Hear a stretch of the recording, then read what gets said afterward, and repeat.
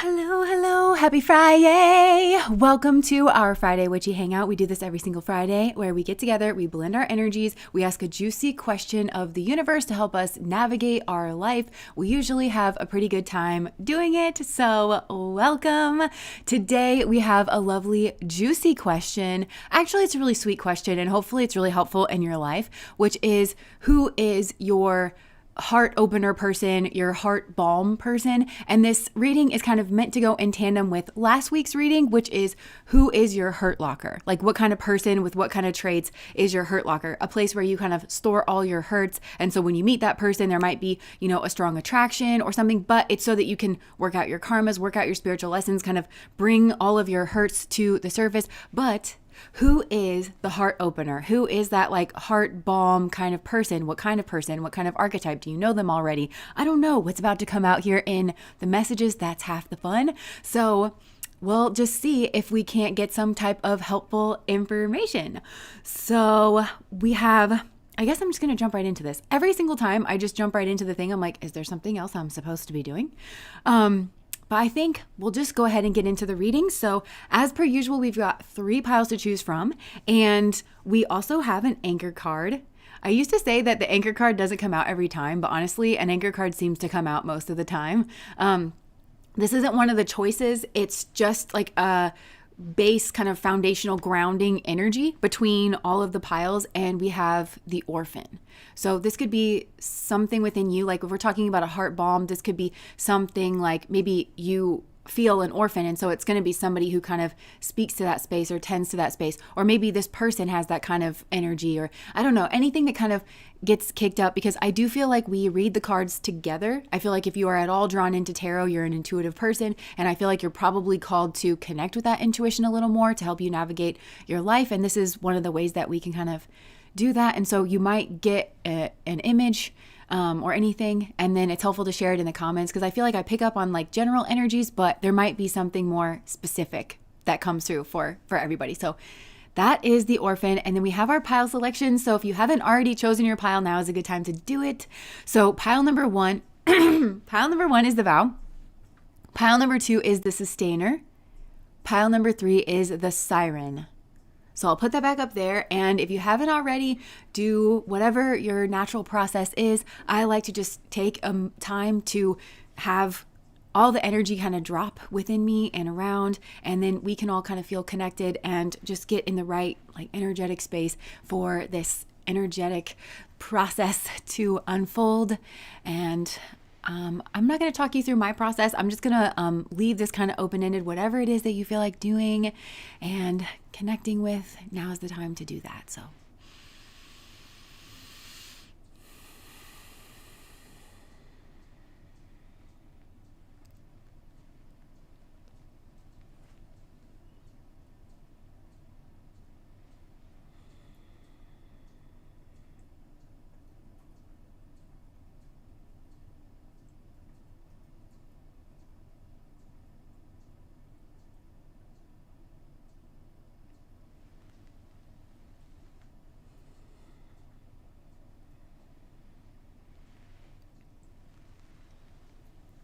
all right, so whenever you're ready, you can open your eyes and be drawn in to whatever pile or multiple piles you're drawn into. If it's multiple piles, maybe your person has like a blend of the traits. Always take what resonates. Or it could be that, there's different kinds of soulmates that spirit can send in towards you that's like heart opener energy. I am meaning for this to be more of a romantic kind of soulmate kind of vibe, but we'll just see what comes through. So, or how it lands with you. So, all right, when you're ready. Ellen said pants off Friday. Pants party, dance party. Okay. Oh my gosh. Nora's asking if I had pulled the cards this week. Yes. Yes, Alex pulls the cards. We started doing that because I was worried that like my energy was always coming through, because I noticed like I shuffle the cards for, well, we both do. This is like the process here. I'll just talk to you guys here for a second. And so like we always shuffle the cards for the actual piles. Like we don't select the piles or anything. And I just was noticing like a lot of times the same cards seem to come out, which does make sense because we're tapping into like the same, energy over and over. But I just wondered if it was me. So I asked Alex if he wouldn't mind like shuffling the cards, but the same thing happens to him. So I feel like it's not just me like affecting the cards. But the pants off thing was really funny. That's like an inside joke. Anyways. Okay, so if you're ready, I'm ready. Let's do pile 1. Pile number 1, which is the vow. So for pile number 1, okay. So I was going to tell you this. Other cards came out. I'm not going to show you like up front, but we had like other cards that came out for these piles. One came out for each one. So we need to let each other go came out. This came out in reverse. And we have the vow. So, all right. So for pile number 1, who is pile number 1's heart opener energy?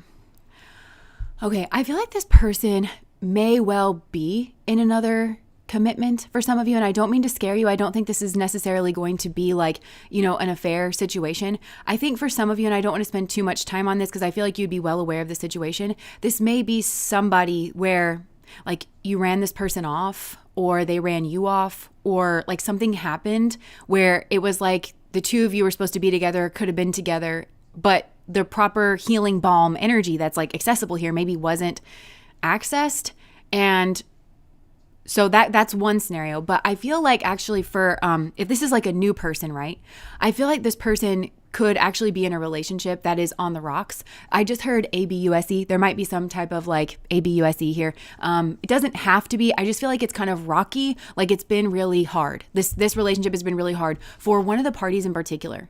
And actually this person, I am kind of getting like provider energy here, but maybe the person that's like being provided to is not wanting that, or like it is kind of giving like taking it for granted kind of a thing, because I'm noticing like the bracelet and this is a person who's like, well, I'm bored, or like this or that, but this person's like, well, hold on, like I'm trying to get my foundation or something here. And so I'm seeing a masculine like crying and confused and like not understanding what he's doing wrong because he's trying to do everything right.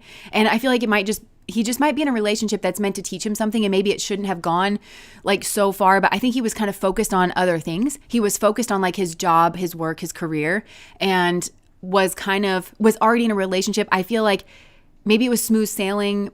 There was nothing like really wrong. There was definitely no red flags, but also it didn't feel like necessarily deep, but it wasn't where his focus was when he like kind of forged this connection. And so I feel like there may be an incompatibility here in terms of what these two people want, or in terms of like their personalities, but he is, like a very soft, like sweet, genuine, sensitive man. And I feel like that might actually be getting lost like in this relationship, where somebody's saying that he's like materialistic, or he's like not emotionally available. I actually think that he is very emotionally available, and I think that he's very emotional. I just feel like this is a very grounded person that is like, we have doctor's bills need to be paid. They may well have kids, they might not, but this is somebody who has a vision of the future, but is also just very grounded in reality, does have an understanding that life is absolutely not free. And if you want to have love grow, I just heard, and if you want to have like space around you, you have to have like a routine down. You have to have, you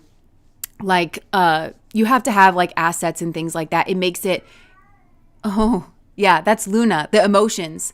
And I feel like, my gosh. Yeah, there's like emotional difficulty here between these two, because there's like, I think there's a mismatch here in a lot of things. There's a mismatch in the level of understanding, because I'm kind of getting like coming from, I feel like the person that he's with, they feel like they want more attention. They feel like they're suffering emotionally, when actually it's kind of like giving Maslow's hierarchy of needs. This is, where the foundational stuff, he's trying to take care of the foundational stuff so that they can together like work up to like the love and belonging needs and, finally kind of self-actualize. I don't think that he would put it in those terms, but to him, so it might be like a love language thing.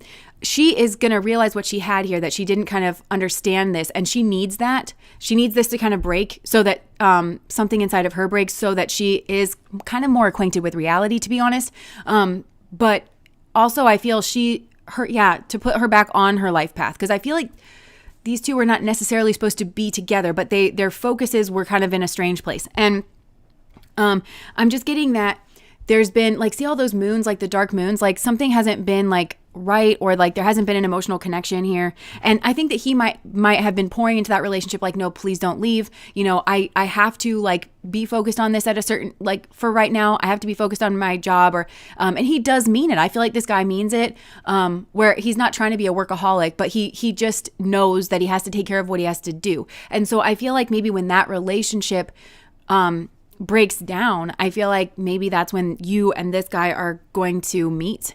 And then there's a lot of kind of understanding. I feel like there's just kind of this understanding, or something kind of clicks together or is processed through, of like, oh, this is like more right. You know, this is like more my speed. We kind of have a similar value system, or we have like a similar understanding of something that's going on. Because I think that he kind of feels an orphan. It is giving Critica energy. So Critica is the sign of the orphan. It is also the birthplace of the sun. And I feel like this is the birthplace of his son. This is maybe I just heard self-made millionaire, but this is maybe a self-made man. And there's like no confidence here. He's connecting with like his solar plexus chakra, but that birthplace of the sun energy, the sun is personality. It is career. It is status in the world. This is a big part of his journey. And I feel like his time, or his journey with this karmic, was a big part of his journey as well. Because it was the same kind of patterns that like played out in childhood that like were kind of surrounding him. Because there was this like darkness in childhood for this person that is your heart opener. I just heard depressed, like he spent a lot of time depressed or feeling worthless. There could be a weird like inappropriate relationship with the mother, where the mother was very protective of him, but also very like her protection isolated him. It wasn't, maybe it could have been well-intentioned, but it was not in practice what it was in theory, if that makes sense. So she was trying to maybe protect him, but her protective nature was not on point in some way, or it was actually just very self-serving, or it was like kind of building an enmeshment or something. Or this could be somebody that mom had to, like, dad was gone, mom had to work. It's just, there's something in the childhood where I feel like this child felt very alone, or very isolated, was alone a lot. And there's like a worthiness thing. And so I feel he needs to see his worth reflected back to him in the world. And I actually think that you're a part of that, but that is a big part of his career. And I think at first it does kind of seem like blind, or done in an unconscious way. Like he doesn't know why he's doing it or building towards it. And I do think that, there's a churning in him to be recognized, you know, and to be seen as worthy or valuable or strong, or like in this kind of like leadership position. And so he's kind of building in that way. And I think this situation he had going with a karmic was kind of a part of that. I want to be seen in a certain way. And he felt that he felt that she was going to be his heart opener, but really it had nothing to do with her specifically. It had to do with an image in his head. Like, if I achieve this image in my mind, that's going to be the heart opener energy for me. He didn't really have this understanding of like his own moon, and he still doesn't. And I think when you meet him, he's kind of coming out of a dark period of time where he's been made to confront his shadow. He's been made to kind of connect with his shadow and his emotional needs, because he hasn't been dealing with his emotional needs. And I think that he's thought, well, if I meet all my material needs, then that's going to be fine. And he is actually ahead of the game of a lot of people. And actually he's ahead of the game of a lot of women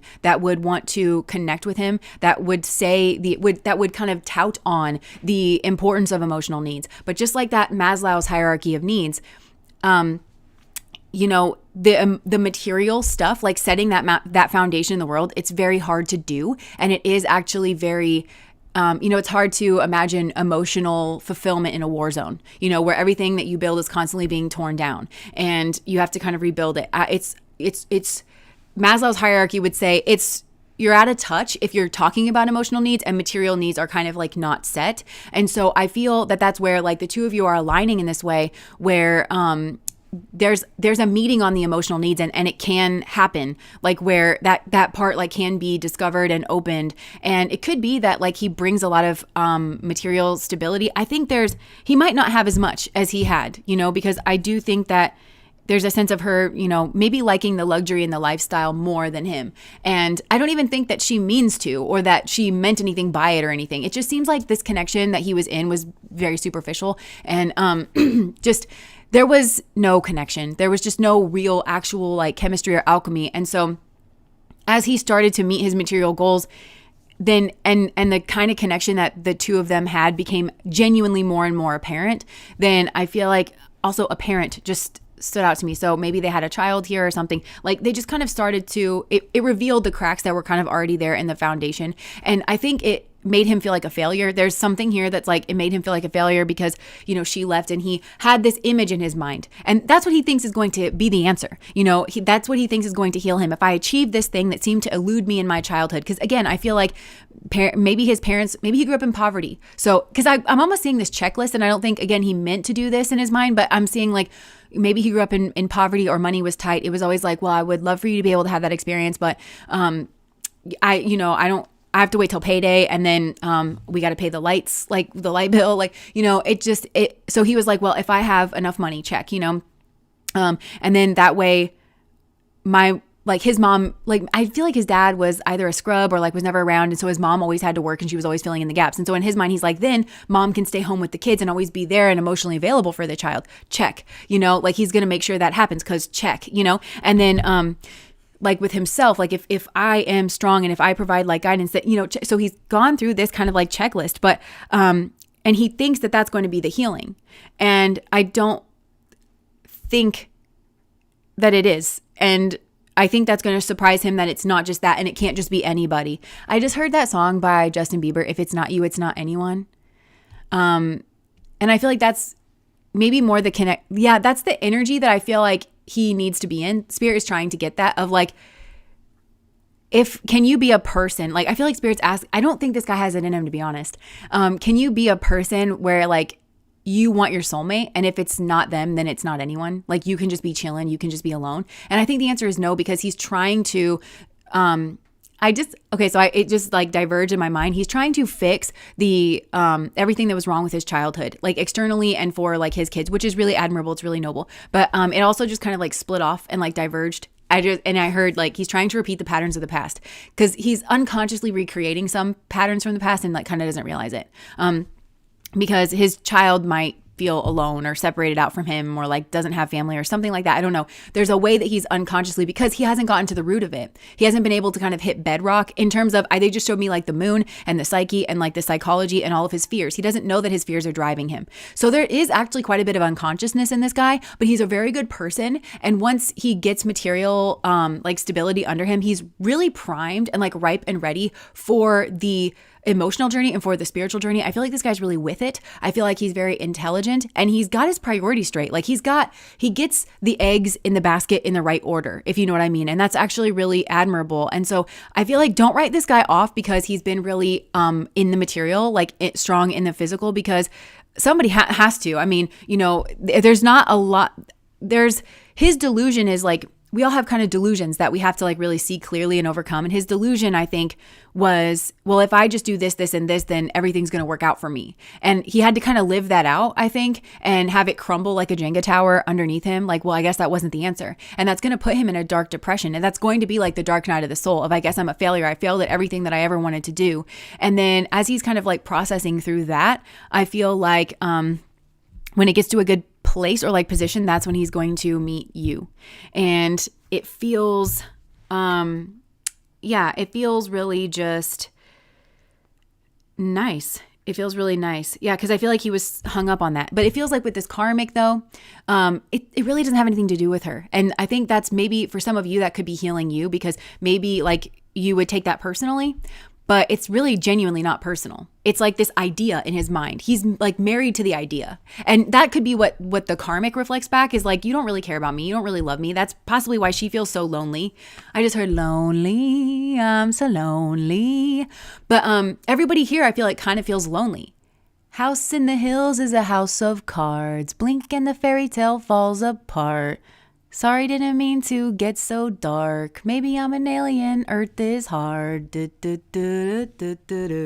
That's Psycho Freak by Camila Cabello. Feeling like a psycho freak sometimes. Trying to get connected, no Wi-Fi. I feel like he doesn't understand connection. He doesn't understand loneliness. And so I think, yeah, he's built a life here where he has maybe been a little emotionally unavailable for like his partner, but it's because it was never about her to begin with. It's like she's a Barbie and he's like, I'm going to put you in here and you're going to have this and you're going to have that and then do woman stuff, you know? And like that just seems like, okay, the woman is the emotional and the connection and everything. He's not like learned to kind of connect that with himself, but he wants it and he's kind of like ripe for it. And like I said, he's a very good person. I just think that like there's unconscious patterns that are creating this sense of, even within this family, there seems like there's a lot of isolation. Everybody exists in their own little sack. Everybody's needs seem to be like independent and kind of like on their own. And that's kind of, I feel like, part and parcel with his provider mentality is I'm just going to provide you all the resources so that you can meet your needs independently. There's kind of not a sense of cohesion of like we have shared needs or we have like shared goals or shared values and like we can all kind of get in the same sack sometimes. Melissa, thank you so much for the super chat. Yeah, so this is a really sweet, nice kind of energy. There might be a moment in time where he's kind of like, I don't know, begging you not to go just because he doesn't feel himself, I feel like, whenever you guys first meet, and he might feel like he's giving you a bad impression or something. And yeah. You might even say that you need to let each other go. You might say that. And he's like, no, we don't need to let each other go. Because there's something about this, we need to let each other go energy that he's working on getting right. Because I think in the past with the karmic, he was like, we need to no, we don't need to let each other go. Because it came out in reverse. Like, we don't need to let each other go. But then with you, I think you might say like, look, we need to let each other go. Because you clearly are hung up on like something else here. And you might think it's his ex. I don't think it is. I think it's this idea. And I think these people are deeply not right for each other. And they need to kind of like figure that out. But for them each to figure that out would require like an enormous amount of reflection and self-awareness and getting in touch with oneself and like kind of figuring out what each of them needs. But I feel like they needed to live something out between the two of them.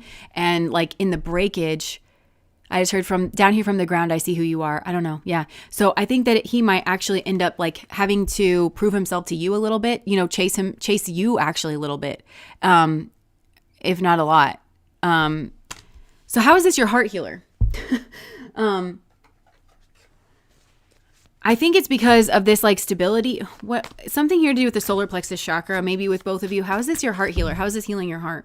Yeah, look, Page of Pentacles. So you might not be doing so well on a material level. Yeah, I'm getting that. Like there might be like a money thing. And actually, it feels like both of you, there's something here. Okay, so you're trying to walk away from some type of like shitty situation. And this is like, there's a lot of love here, but there's maybe a lot of shame wrapped up in this. It feels like maybe a family dynamic or something here that's like really sticky icky, you know, and you want to move away and you want to have like independence and freedom and stuff. And I think the thing that's holding you back is maybe money and foundation and like, you know, like really you need like a separate foundation that you can kind of leap to. And I feel like that's him, or that's what he'll provide, or that's what the two of you, he understands that. So even if he comes out of the situation not having as much as he's used to or whatever, he's still like very comfortable in the material realm. I feel like you'll be comfortable is what I'm getting. Like he'll build it back up. You guys will build it back up together because you guys are much more in sync actually. And you like kind of have a focus on that. And I feel like he's going to help you focus on the material realm, not in a way that's greedy, not in a way that's not aligned. He's going to, I think, help you build confidence in yourself in some way where you're like, hey, I can do it. And it might be through watching him do it. And it like maybe demystifies something to you where you're like, because everything maybe seems so overwhelming. It's like, okay, how do I get like on your checklist, it's like step 1, get financial stability and security. And it's like, how do I do that? That's like not a single step, but he's going to kind of demystify that for you, I feel, in some kind of way, while it's also kind of providing it and being a bit of a safety net for you to kind of explore in that arena. And that is actually going to heal your heart, because I think that there was dependence or like a manufactured dependence in whatever this like situation was. Now that could have been maybe there's a mirroring here. Maybe you were in a marriage or relationship where there was just this, like you've always been a really independent person. And I also just heard a very proud person, you know that you're actually very capable, but there was something where I feel like you subtly gave your power away like over time. And it was, I just heard under emotional duress or like under emotional abuse. For some of you, you may have signed something under emotional duress, and that could have been a prenup, or that could have been a karmic contract here. gave my life away is what I'm hearing. Like, you put your trust in people that really just wanted to control you using emotions. You were used to power dynamics. And I think that part of the power dynamics had to do with money, and it had to do with your foundation, where it was like, better not mess up or I'm about to pull the rug from underneath you. But it's very subtle. It's kind of emotional blackmail. And so I think it's hard for you to trust, which is why he's coming in and kind of healing your heart, because this is a man who can be trusted with money, I think, and like materialism. And it's not like his identity. When he thinks about money, he thinks about giving it. He actually thinks about giving it to his like family and to his community and stuff. He thinks about that, not in a way that's stupid. I feel like this man knows how to manage money, but he knows how to get to a position to be like more generous and stuff. And I actually think it's a goal of his to be able to give or like to be generous. But he knows that right now we have to focus on this, or right now we have to kind of scale back or do this or that. And he'll kind of navigate you well through that storm, and it's giving you the permission, and it's giving you the foundation and the stability for you to actually, it's freeing up a lot of mental space that maybe was wrapped up in burden. It's freeing that up for you to actually heal, for you to consider, for you to reflect. And yeah, it's also building your confidence. I think that you're going to learn from the inside out that you were never lacking. You were just poor. I just heard that. You were never lacking. What it's giving is like, okay, so like a natural makeup look. And it's like, well, you use like a lot of makeup products to create like this natural makeup look. And everything looks like a little bit more polished and a little bit more refined. But I feel like you're going to kind of look from the inside out. Like, you know how like a lot of men will be like, I like a girl that doesn't wear any makeup, and then point to Kim Kardashian. And like all the girls are like, you poor soul. I feel like there's something like that with like money or like success, that you're going to live from the inside out, where you're going to realize like success isn't what you thought that it was, that it's kind of a similar pattern to all the men that don't wear makeup every single day. They're like, well, I like it to be natural. I like it to be effortless. And then points to Kim Kardashian. That there's people that do that like with success. They're like, oh, that was natural, or that was effortless, and you're like, no, it's not. There's actually a lot of work that goes into that. What looks like, what looks like, I don't know. There's actually a lot going on behind the scenes. I feel like there's something here where you're going to that's going to snap in for you. And also that's going to heal your heart, because I feel like there's maybe a sense of worthlessness. Why can't I do this? Or why can't I do that? And I don't know. Something's going to click in for you. I'm not sure what it is. Yeah. Some type of message. It's going to give you a lot to kind of chew on and a lot to think on. I also feel like you have a lot of time to think, to be honest. And I don't know that for some of you, you might be like able to stay home, and like literally you're gonna have a lot of time to think, you're gonna have a lot of time to process, and I feel like at the beginning your heart is kind of like locked up, because you feel like you need to kind of protect yourself, and you need somebody who's gonna kind of put in the work to help you to be able to like put your guards down. That's not gonna happen overnight. And I think a big part of that is just watching him not use money against you, like watching him not use money to control you. Watching him have like big D energy, where he doesn't have to do that in order to kind of like keep you around, even though he's been kind of wounded here in the past. And I actually think to the extent that he's maybe emotionally unavailable, like it kind of works for you. Like when he's like away at work or something, you need that time, you need that space. And you both kind of like are appreciative of that, because he is doing what he needs to do to feel comfortable, and you are able to process what you need to process in order to feel comfortable. And by the time his work kind of slows down, you guys are able to spend more time together. I feel like that's also going to like heal your heart as well. Maybe there's some things that you are thinking that you want to do, maybe for your own success, or maybe some kind of creative project or something, and that's going to heal your heart. But this is like, this is really nice. This is really interesting, because there's been a functioning dysfunction that's played out in both of your lives. For him, I think it is this idea. He's in love with an idea, and he's clung to that idea, and he needs to lose it. So he needs to, in order for his heart to open up, he has to lose it, and he has to realize it was just an idea. And actually that wasn't the answer. It wasn't the answer. And he would never know that, because there's so much that's like built into this like idea for his life. And he's got a lot of drive and like motivation towards that. So he needed it to be snapped in two. He wouldn't have been able to learn that lesson any other way. And he also wouldn't have been able to see that they're not right for each other. And I do think, and I don't think that he would admit to this, but I think that there was a little bit of like, I just need to plug and play. Like, I just need somebody who can insert general feminine energy here. Somebody who's nurturing, somebody who's creative, somebody who's like, I just need that kind of energy here. I want to be attracted to them, but like, and I want them to be, mild mannered, or I want them to be like, I want them to have like a all of it's very superficial. I've been saying this lately, Alex and I have been, but it's like, it's the kind of chemistry you would have with somebody that is, working the cash register at Costco, but they make this into something that it's not because it looks a certain way. And because that's the only access that I think he had to a family, like a real family, was from the outside. He only knows aesthetics. He only knows what it looks like. And that's what he's got to realize. What is family from the inside out? And I think that that's something maybe both of you are chewing on. And I actually think that you are maybe more capable of doing like that Hecate deep, like inner exploratory work. So it will pay off in dividends for him, allowing you to have that space around you. Yeah. Okay. So heart healer, like you feel like left out in the cold, or you feel lacking. There's something here where you feel lacking. And you're also learning about devil energy. So you feel lacking and you're learning about control and devil energy. And somehow this is tied into the earthy realm, assets, having stability, having foundation, and like also competition, because you feel bridled.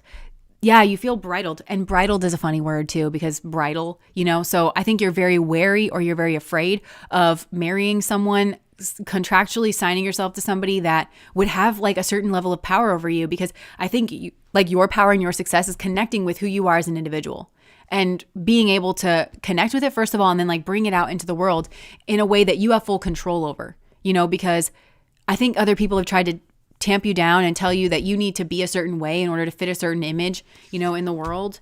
But you're very creative. And there's something here, like maybe even a dharma that is coming about, but it might be coming about through this painful ending. And I think maybe that's something that the two of you share. Yeah, it's about this temperance energy. It's about kind of balancing out the sun and the moon. And it's also about making a big change. Making some kind of big change, and that's either within or without.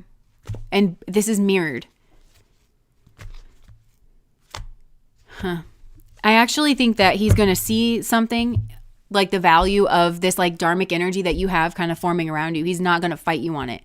Where he fights you on it, it's going to be where he understands earthy stuff, and he's going to kind of reflect back that something is not doable, and he's right.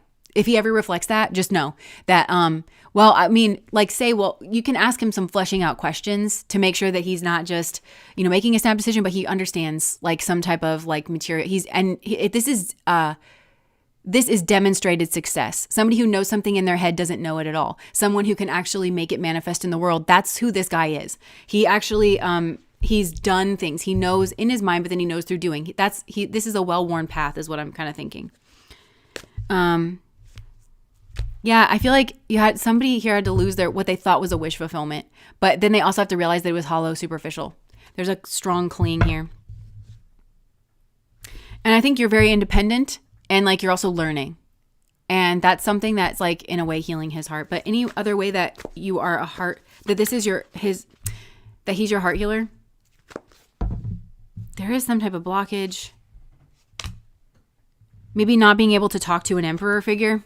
Like maybe you didn't feel like you could talk to your dad for some reason. Maybe there was just no connection. Like you weren't able, like he ran off, like it could be that. But it could also just be like, God, there's no talking to you because you're so on your throne. And it feels like maybe your dad just pretended to be on the throne too, because that's what he thought that he needed. And really he was just blocked off. And so there was no relationship energy. There was no like genuine fatherly energy of like, what kind of plant are you? What kind of seed are you? Do you need more sunlight, less sunlight? What is it about you? And how can I assist you? Like you haven't had that kind of relationship with a man or with an authority figure or something.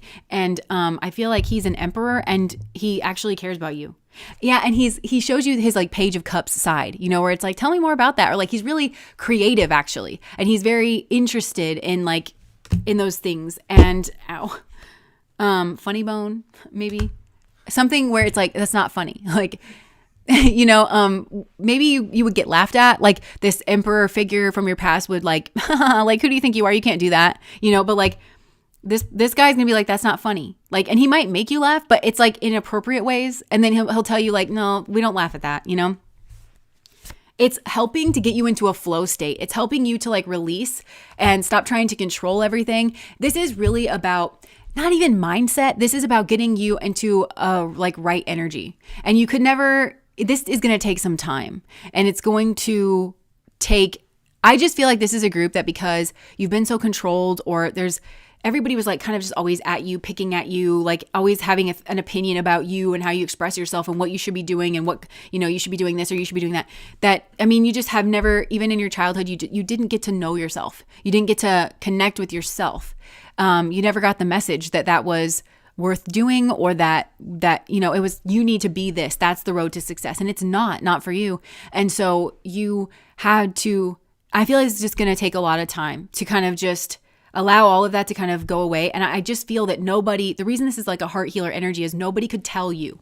Bitches ain't shit and they ain't saying nothing. 100 motherfuckers can't tell me nothing. But that's good for you. You should be in that energy. This is a group that's kind of learning, like, here's where I end and where you begin.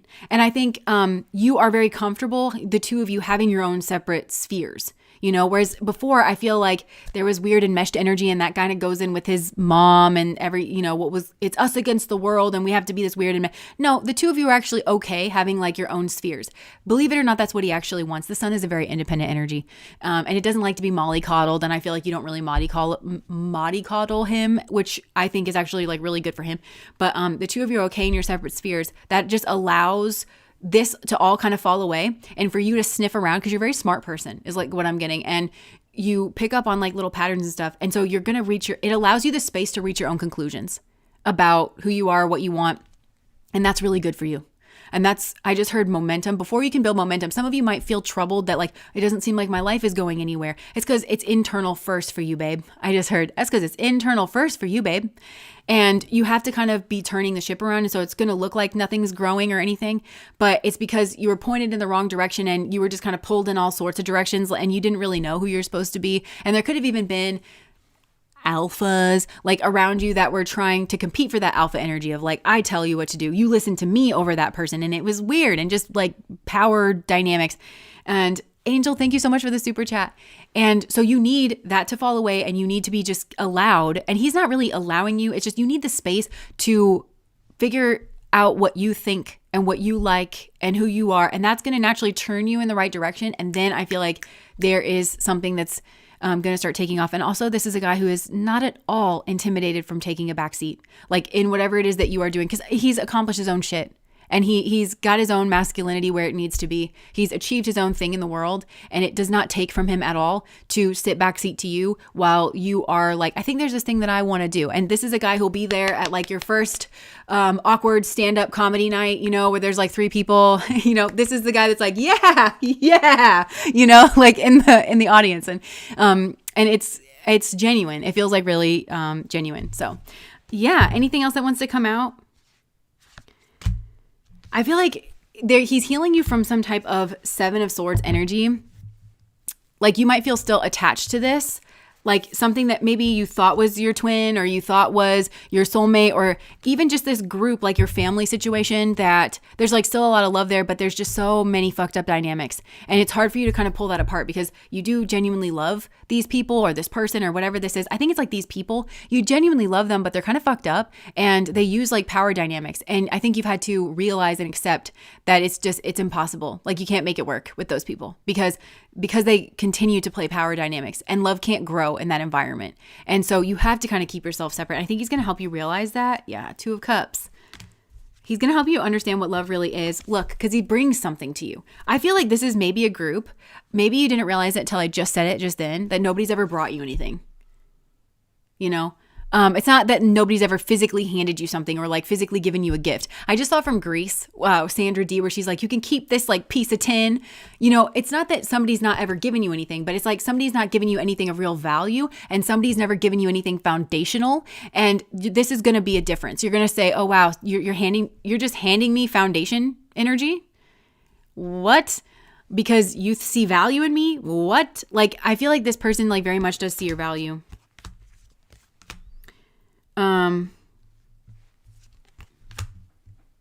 He's got something that he's working out with this other lady from his past that he's got to give her money, I think. Yeah. So you might meet him where he was thinking like, I'm going to prove my worth to this person. But this is a trauma bond. Like I'm telling you, it doesn't really have anything to do with her other than like maybe there's a way that she looks or like she could come from a well-off family or something. It doesn't have anything to do with her. This is his own unworthiness that is keeping him hooked here. And I feel like you're going to meet him. Yeah, there's like, you're emotionally available actually. Yeah. You could be a friend. He's going to have you up in your head though, because you're going to know that it's like, right. So I feel like, again, you might be like moving away from this person because you want to be the empress and you're dreaming about like somebody actually coming towards you, somebody actually pursuing you, and there's something balanced out here from the past. He's done this to you in other lifetimes. I just kind of feel there's some kind of karmic rebalancing here, but he's got to like cut away and have like his fortune taken or something. What he thought was the answer, not, I don't know. So there's pain here at first. Tower energy. I think it might be a tower energy that he turns this around and that he has. Okay, I just heard Real Friends again from Camila Cabello. That came out in a reading recently that hasn't made it to the channel yet.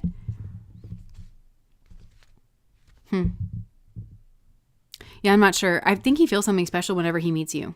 He might think that it's just physical attraction, but it's actually something else. Because Spirit is like communicating with this guy. Like, here's what a soulmate is, right? It's not this like generic. He doesn't think this lady from his past is this generic kind of that he was with and tried to build something with and tried to like have the cookie cutter thing with. He didn't think that it was just this kind of generic cut and paste. We have the same level of chemistry that I could have with a cashier at Costco right now. Like, because it said something about this person that this person chose them. It was validation is what it is. So this person has to learn how to give their own validation. And I feel like Spirit's trying to get through to this person and it just might happen. So that he needs to be the King of Cups. So he also might go through a period of like, he's been meditating. It bodes very well for you if this man has been single for a while. And if he looks happy in his singledom and if he's like, yeah, if he has hobbies, like I go surfing every single day, or I do the infinity pool every single day, or I meditate every single day. I feel like it'll be watery. Or like if there's some type of creative thing where he's like, yeah, I learned how to play guitar and me and my friends like play at this little dive down the way every once in a while. Or that bodes very well for you. That's a man that's healing. Because that's also a guy who kind of would realize like, oh my God, I feel like this lady from his past is attractive by worldly standards because he wanted her validation, somebody like that, and I think he's just going to realize like, we have nothing, and I don't know why I was so attracted to you. Like, I can acknowledge that you're an attractive person. It's kind of like, me as a straight woman, I can acknowledge like when I see an attractive woman, it's like that. It's like, I can acknowledge that you're attractive, but I also just don't feel that like there's no pull here, like, I could be your cashier at Costco. And we have that level of chemistry. Not that it's unpleasant. This should have probably always been an acquaintance, but I was so wounded that I needed something from you that I should have been able to get elsewhere or like from myself. So, okay, that's pile number 1. I think that we need to let go of this pile. We need to let each other go, pile 1. We need to move on. Okay? All right. So I'm just going to put this up here. If you're just joining us, we finished pile number 1, the vow. And we're moving on to pile number 2, which is a sustainer. I'm just going to have a little drink.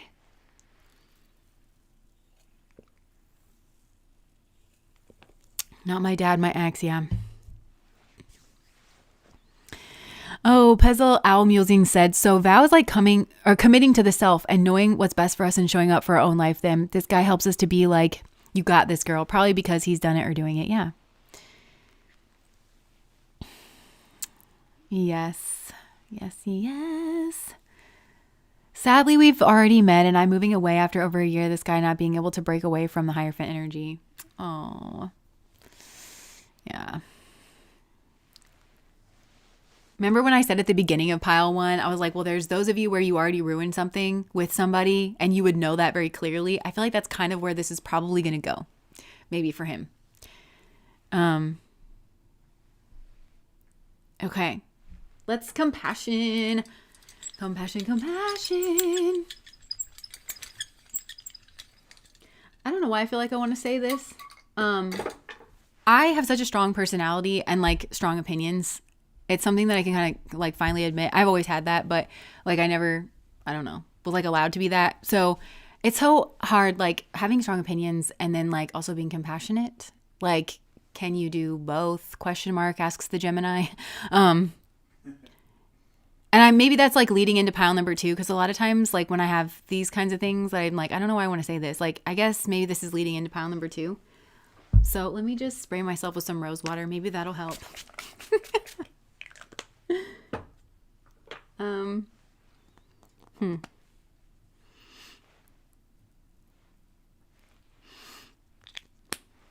Nice. Okay. So let us move to pile number 2. The sustainer.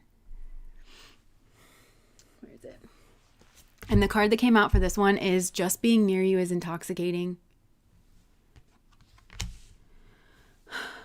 Oh, okay. You know what I'm getting? This person is not a cheat. Okay, this person is very loyal. But it's so like when they're near people that are like even trying to pull on their energy, or like they're trying to be intoxicating or something, or like this is somebody who I think could be around like an attractive person and like not feel like, oh my God, just being around you is so intoxicating, you know, like for whatever reason. And it could be because they have their own level of attractiveness that they bring to the table. They're used to the shoe kind of being on the other foot, but it also could be for something kind of like interesting. I don't know, like maybe they are neurodivergent. So maybe they don't pick up on like social skills or the fact that this person is like actually hitting on them or trying to be gross or whatever. But like, there's just like with the earmuffs here, I'm getting like, they kind of like block that out. They might seem like a little bit of a square. It could just be because this person is like just genuinely very loyal. And it's such a turnoff when somebody they know that you're in a relationship, but yet they're still hitting on you or something like that. Like, I feel that this is that kind of a person. That Camila Cabello song, Real Friends, is just blasting in my head. I'm just looking for some real friends. Where's everybody hiding out? I feel like this person is like actually genuinely about friendship. They really like people. They want to connect with people. They want to be able to be friends with people. And I think this person is genuinely aware of like not ruining all of their friendships by sleeping with these people or whatever. Like, you know, they're just, they're looking for some real friends. And it's like this person could have gone through a hard time, or they help you go through a hard time, and they don't even quite realize the predicament, because I feel like the divine is like also heavily involved in this. They don't almost realize the precarity of like some kind of situation here. Yeah. So, and then we also have the sustainer. Interesting. So I'm going to see what else we can get from this.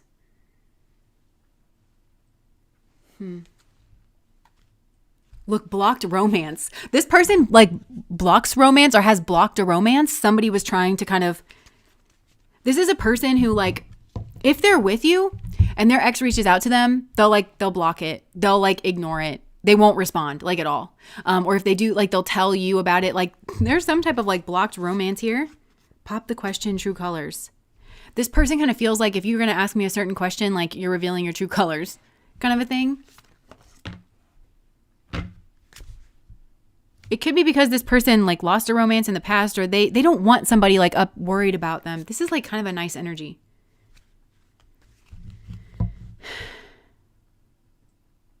Okay, I feel like for some of you, I just saw the Jezebel card and caught. Like, or no, I think it's called like thug, but in my mind I say caught because like I see the handcuffs and stuff. I feel like you were maybe with somebody in the past that was like caught cheating, or maybe even caught like with, you know, people who do that for a living, or a workplace affair, or maybe you thought that you were going to be happy or single, but this person is just different. So tell me about this person. Okay, police station. This person could be like an authority, or this person may have actually caught somebody cheating. Maybe themselves in their own relationship. Who is this person that is... Okay, for some of you, this might not be a twin flame is what I'm getting. For those of you that resonate with that, I just heard that. This could be somebody that's getting you through like some kind of dark, negative situation. Maybe for some of you, this is like a best friend or something that's going to catch like your person cheating, or It could be even somebody that's coming in, I don't know, with like receipts or something. I don't know. Okay, so I'm getting a couple things. Maybe you were ignoring your intuition about somebody that was actually cheating on you and maybe has a habit of doing that. And so this heart opener energy is somebody that's like coming in or like going to randomly come in and be like kind of honest with you. And it's going to help you get through like a difficult time or something. Could be a therapist, could be, yeah, there's some kind of cycle that's really hard for you to let go of. There's something that it's, I think, again, ABUSE kind of dynamics, maybe emotional. I'm hearing cheating is abuse. Cheating is abuse. Cheating is abuse. They also could teach you things. Okay, with the school bus, they could teach you things because, you know, the bus hits Regina George.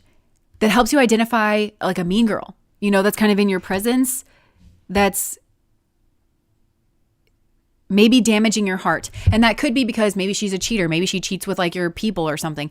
But she's like, she could be just competing with you or eroding your confidence or something here like that. Yeah. And it's giving you some type of new beginning.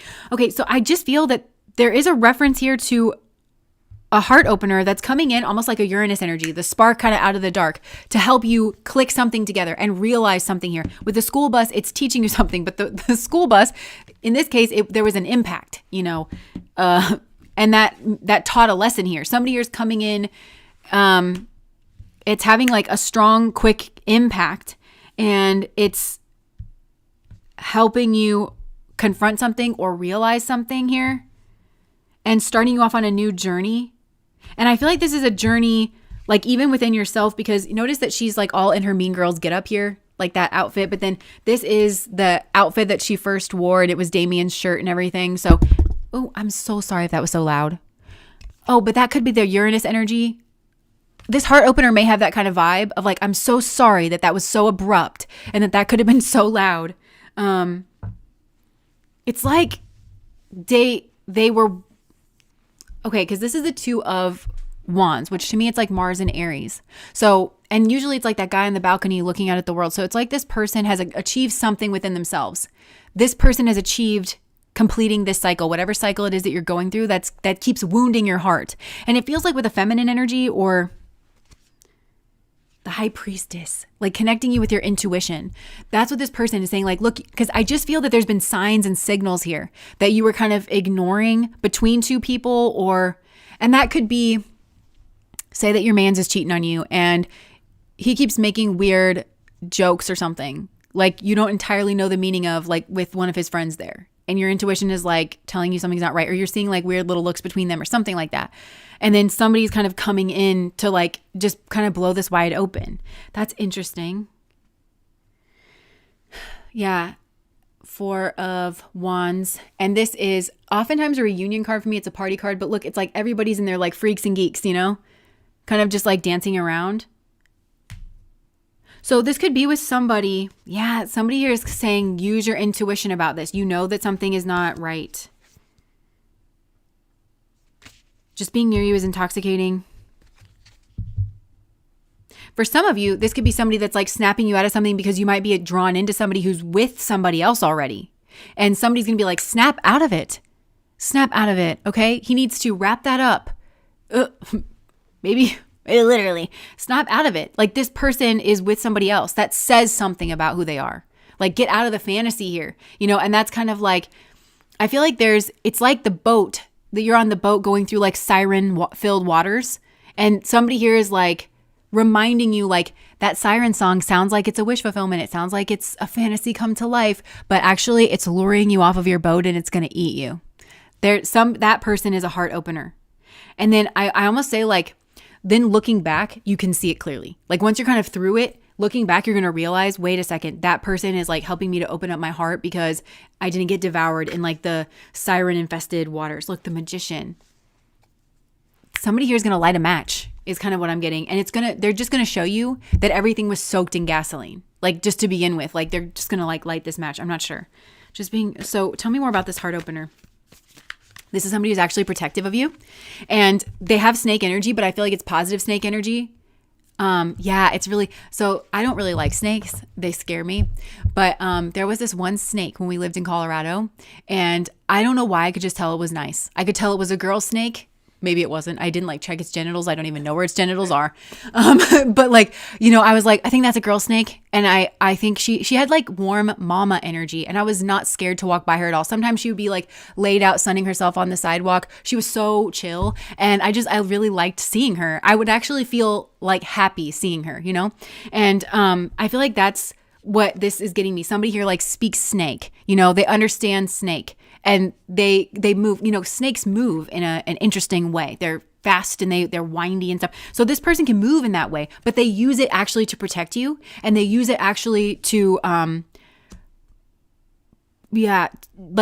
protect you, to protect your vulnerability. They see this part of you that's like this little child. See how this little hand is out, like, please love me. And this person is like, why are you asking that of a predator? Like, yeah, I can see that you want love, but what are you doing? Like, like wake up, like this ain't cute, this person helps to orient you in reality, kind of like smash. I just saw from Jungle Book, like Mowgli with the snake. What was his name? Not Shere Khan.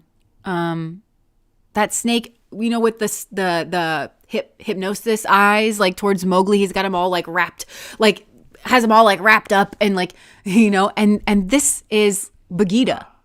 Ka, yeah, and this is like, this person kind of has snake energy, but I feel like they're more Bagheera, like the panther that's like very protective and very wise, that kind of bunks the snake on the head, and it's like, what are you doing cavorting with this? Like, it's hypnotizing you. It's like dragging you down like the wrong path. What are you doing? See that for what it is? See how that's a snake?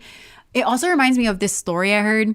I think it was like on Reddit or something. Who knows if it was true, but it was like this lady got this snake and she didn't really like snakes or something. And she thought that it was like warming up to her because she kept waking up and it was like outstretched. Like, it was a big snake and it was like outstretched beside her. And she thought that it was like trying to cuddle with her. And she mentioned it to the vet, and the vet was like, it's measuring to see if it can eat you. And I feel like there's something here like that where you're misreading some kind of like signs and signals. You're like honing in on certain things, or like not looking at other things, and you're saying like, oh my God, this person, like, I think they love me so much. Like, I think they're trying to cuddle with me. And it's like, it's trying to figure out if it can eat you, ma'am. Like, you got to learn how to speak snake. Okay. And yeah, it could even be via some type of like painful ending. This also could be like, this could be like a friend who, I don't know, maybe they were in, I don't know. There could have been some kind of painful ending here, maybe between you and this friend, because you were so dedicated to doing something with this person, and this person was trying to tell you like, this isn't right, like this ain't shit, and you didn't want to hear it or something. There could be more than one heart opener here. Could be a group of friends. Could be like your two best friends, and like you. Yeah, it could be a friend group. Who is this heart opener?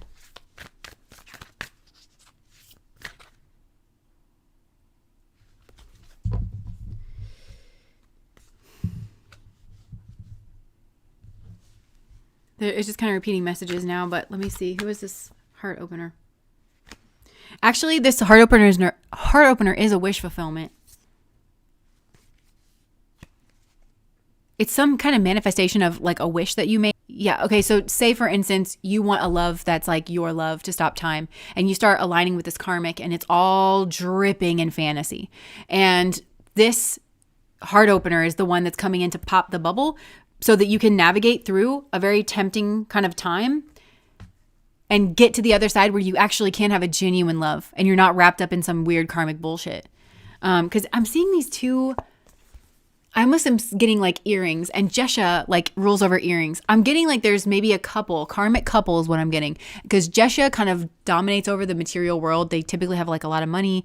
But a lot of times the masculine Jesha energy is very much a cheater with a lot of people. And yeah, I'm just kind of getting that there, you could think somebody's like your twin flame or something, but you don't really see that. They're actually just like a snake. They're actually just like cheat with a lot of people. They're just charming. They know what to say. The way that they're moving is like, it is kind of alluring, but it's something, I think that, yeah, something has to change. And I think that's what I said earlier, where it's like, if this person's in a relationship, like don't leave your morals behind. So just, if this person's if you feel that this person's like the love of your life, but they're like married or something, then it's like something needs to change before you pursue a relationship. Yeah, I have feelings for you. Yeah, I think you're really cool, but something needs to change in your relationship, and it should change of like your own accord in that relationship. Like, I don't want to be a factor in that, and if that changes, then I will entertain it. But I'm not with married people, like, because I am a person of like values, and virtues and stuff. So I think some of you need to hear this. Like, what God will never do is put your soulmate married, with somebody else. I understand, like, for some of you, there's like maybe a soulmate situation where it's like the two of you like could have been together. Like, both of you met when you were single. That's something that you could have pursued. And that's like that one that got away. And then obviously both of you are going to go off and live your life. And you're always going to like, maybe you're going to have to process through like that relationship dissolving. That's one thing. But God is not going to put like a soulmate, like you're going to meet them and they're going to be married. God's not going to do that. God is like a very loving energy, unless maybe this is like a spiritual test, but I feel like, no, I don't even get that. I feel like it would be a karmic if it was a spiritual test. But yeah, I think that God would never do that, because if that person is, if God's trying to navigate you to a soulmate and that person's already taken, God's going to navigate you to a different soulmate, because God loves all of us. Why would God put like that person's like partner through it? We have free will. You can make your own decisions. But yeah, I feel like somebody here is like, remember yourself, or you're so like wrapped up in this fantasy or something. Maybe you're this for other people is what I'm hearing too. Like, you're meant to kind of be that. It also could be somebody coming in to show you like text messages or something, because you don't want to think that your boyfriend is, whatever, but he is, and somebody's going to come in and show you that. Okay, anything else? Because I'm kind of not getting much more. It's going to spark some kind of realization that you weren't as far along as you thought in something, and that maybe you have to like go back to school, and that could be metaphorical.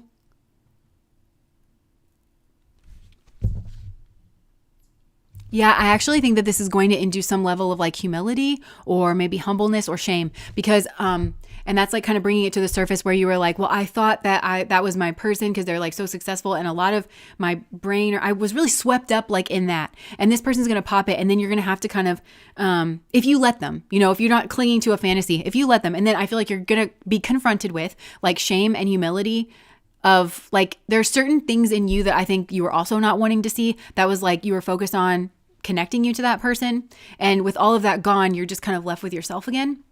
And it's going to bring up some kind of like, again, shame or humility that you can then process through.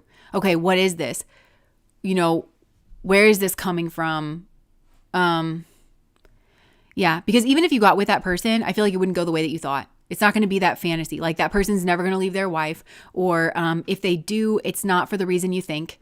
It's to kind of save face or something. Like, it would be like a hollow kind of thing. And I think however it ends, it's meant to put you at rock bottom. Like, if you go in for this, it'll put you at rock bottom, because it was always kind of hollow and empty. And there was always a motive, some type of internal motive that you had that was kind of linking you to this person. I'm this way if I'm with that person, kind of thing. And it's meant to kind of bring you back to the bottom, but back to reality, which is actually the place of power, where you can actually kind of, process through that. And if this heart opener is coming in and popping it like all at once, that's actually beneficial. It's going to suck, but you could have played out an entire cycle, and things could have gotten really bad. And, there could have been this person playing with 7 other women in your face. There's a kid over here. There's a kid over there. So kind of thank your lucky stars if this person was like sent in for you, kind of thing. Yeah, I feel like it might have to do with vanity. Yeah, I feel like it might have to do with vanity. And I think there might even be like a certain level of power of breaking up a relationship or a connection. And I don't think consciously you're a person who would do that, but I think that's part of it. And it's going to make you realize that something here needs to change. Yeah, I just keep getting this image of like something popping, and then like there being this like watery energy that kind of goes all over it. Anything else that I'm kind of not getting too much here? And you might not know this person very well. It might be kind of like a brief interaction or something. Or for some of you, this could be a friend that kind of they have to say that they find it to be wrong or something. And then you might cut that person out. Oh, look, I'm reaching for a what's the gossip deck. Yo, deep fake. Convincing lies, altered truths, virtual deception, seeing is no longer believing. Yeah, and see how his face is melting? And that's reminding me of in one of the Divergent movies where she was like, you are the sim, like the simulation. Like you are the test. Me seeing through you is the test. Ooh, that's deep. Okay, so for some of you, it's like this is giving false twin. It's giving false soulmate. And there's some type of vanity in attaching yourself to this person. And it's okay. We've all got vanity and we've all got pride. Okay. But I feel like it crept up on you. You weren't kind of seeing it that way. And I think the way that this person was behaving or like the kind of situation that they're in, like being married, the fact, like something here, context, right? Like putting something in context and seeing the whole thing actually makes this person kind of come through a little bit more. Yeah, but there's like, this is a deep fake. And I think it's leading you to Self-Care Sunday. Prioritizing rest, recharge emotionally, pampering yourself, me time matters. So I think you're realizing that you got to take care of yourself. Yeah, shadow work. This is like leading you to do your shadow work. Facing hidden fears, exploring darker emotions, accepting imperfections, and meeting your darker self. Because there's something about this person that erased all of your imperfections. Yeah, and you're going to be determined to bounce back. And that's that Ace of Wands energy. Because I was kind of like, why does the Ace of Wands keep coming out here? This bounce back energy, resilience after setbacks, recovering quickly, determination to rise again, and can't keep me down. Me versus me. Self-competition, personal growth, becoming better than yesterday, my only competition. You are realizing like I'm my only competition. My issue is like with myself because I could have seen through this and like not getting involved with it kind of thing. Recharge. Yeah. And then this is kind of resetting your clock, I think. And it's getting you like reset back on the right path. Mental rest, emotional recovery, taking a break, come back stronger. Yo, money moves. So if you go through this, like you may actually bounce back stronger. This may actually be setting you on a career path. It may actually light a fire under your ass in regards of like your career or your money. Money moves, smart decisions, strategic investments, building wealth, making my money work. And then look like bank account, deposits. So I feel like this could, get you on the right track. Look, overnight success. I feel like it's not an overnight success because I feel like you're putting in a lot of work like behind the scenes, but rapid rise, sudden recognition, unexpected breakthrough, all eyes on me. That unexpected breakthrough is coming through because it might I feel like you're going to have an unexpected breakthrough like in regards of yourself and it's going to unlock something. It's going to be the key to something and it's going to cause you to like move different. And crossroads. Important choices, life-changing decisions, choose wisely. Your next step matters. I feel like that's a warning here. Your next step matters. There's karma wrapped up in this. There's karma wrapped up in this decision if you kind of take the bait here. So I think I'm going to leave that there because I feel like you kind of get the picture with this and it's giving like false twin, false soulmate. It's giving somebody that likes attention. It's giving somebody that's not all that serious. It's giving something that if you zoom out, from this, you'll be able to put their actions in context and you'll just scream that they're lying to you, that they can't really be your soulmate. They can't really value marriage if they're cheating on their partner with you. Like there's a way that somebody would go about doing that, So like disentangling themselves. If they're saying like, oh, I'm in an unhappy situation. I mean, your actions would say that if it was true. So, okay. I'm going to leave that there. That was pile number 2. The black cat pillows judgy look from behind Jess is hilarious. Yo, how appropriate. It doesn't really like have a mouth or anything. Maybe that's one of those like Worcestershire tests or something where it's like, what do you see in the cat's face behind me? Is it smiling at you? Is it winking at you? Or is it glaring at you? Okay, so let's throw this back up here. Our 3 piles, if you're just now joining us, we just finished pile number 2, which is the sustainer, and we're moving on to pile number 3, which is the siren. Oh my gosh, I was sitting here. Look, it looks like I have little devil horns. Or cat ears. Look, yo. I didn't even mean to do that. Okay. Evil Jazz.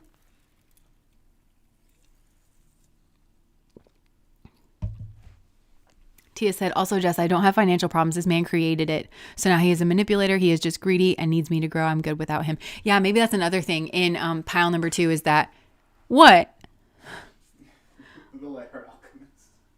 Oh. Because you call it you Oh, the but you meant the Rorschach test? Okay, yeah, well, you can understand. It does sound delicious, like she said.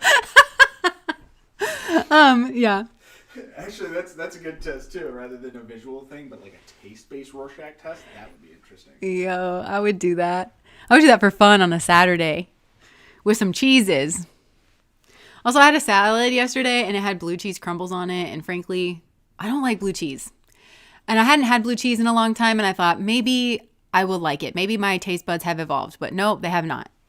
But blue cheese isn't food. Sorry if you like blue cheese. We love people. We love people over here that like blue cheese, okay? But we just don't like blue cheese. We just don't like blue cheese. 11:11 on the clock. I don't like blue cheese. Yes. Okay, so I'm going to compassion.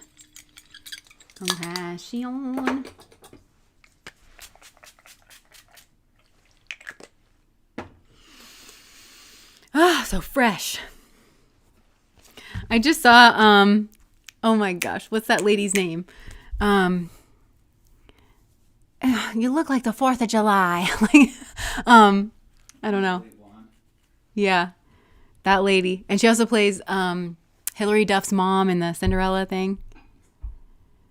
Okay. Pile number 3, which is the Siren. Sarah Maria, I'm a huge fan of blue cheese. Grateful that we can all respect and honor our differences. Just as a hidden French mademoiselle with her bouffant sleeves and fromage bleu. Jennifer Coolidge. Yes, thank you so much. Okay, yes. All right. That might be relevant here. Jennifer Coolidge is your heart opener.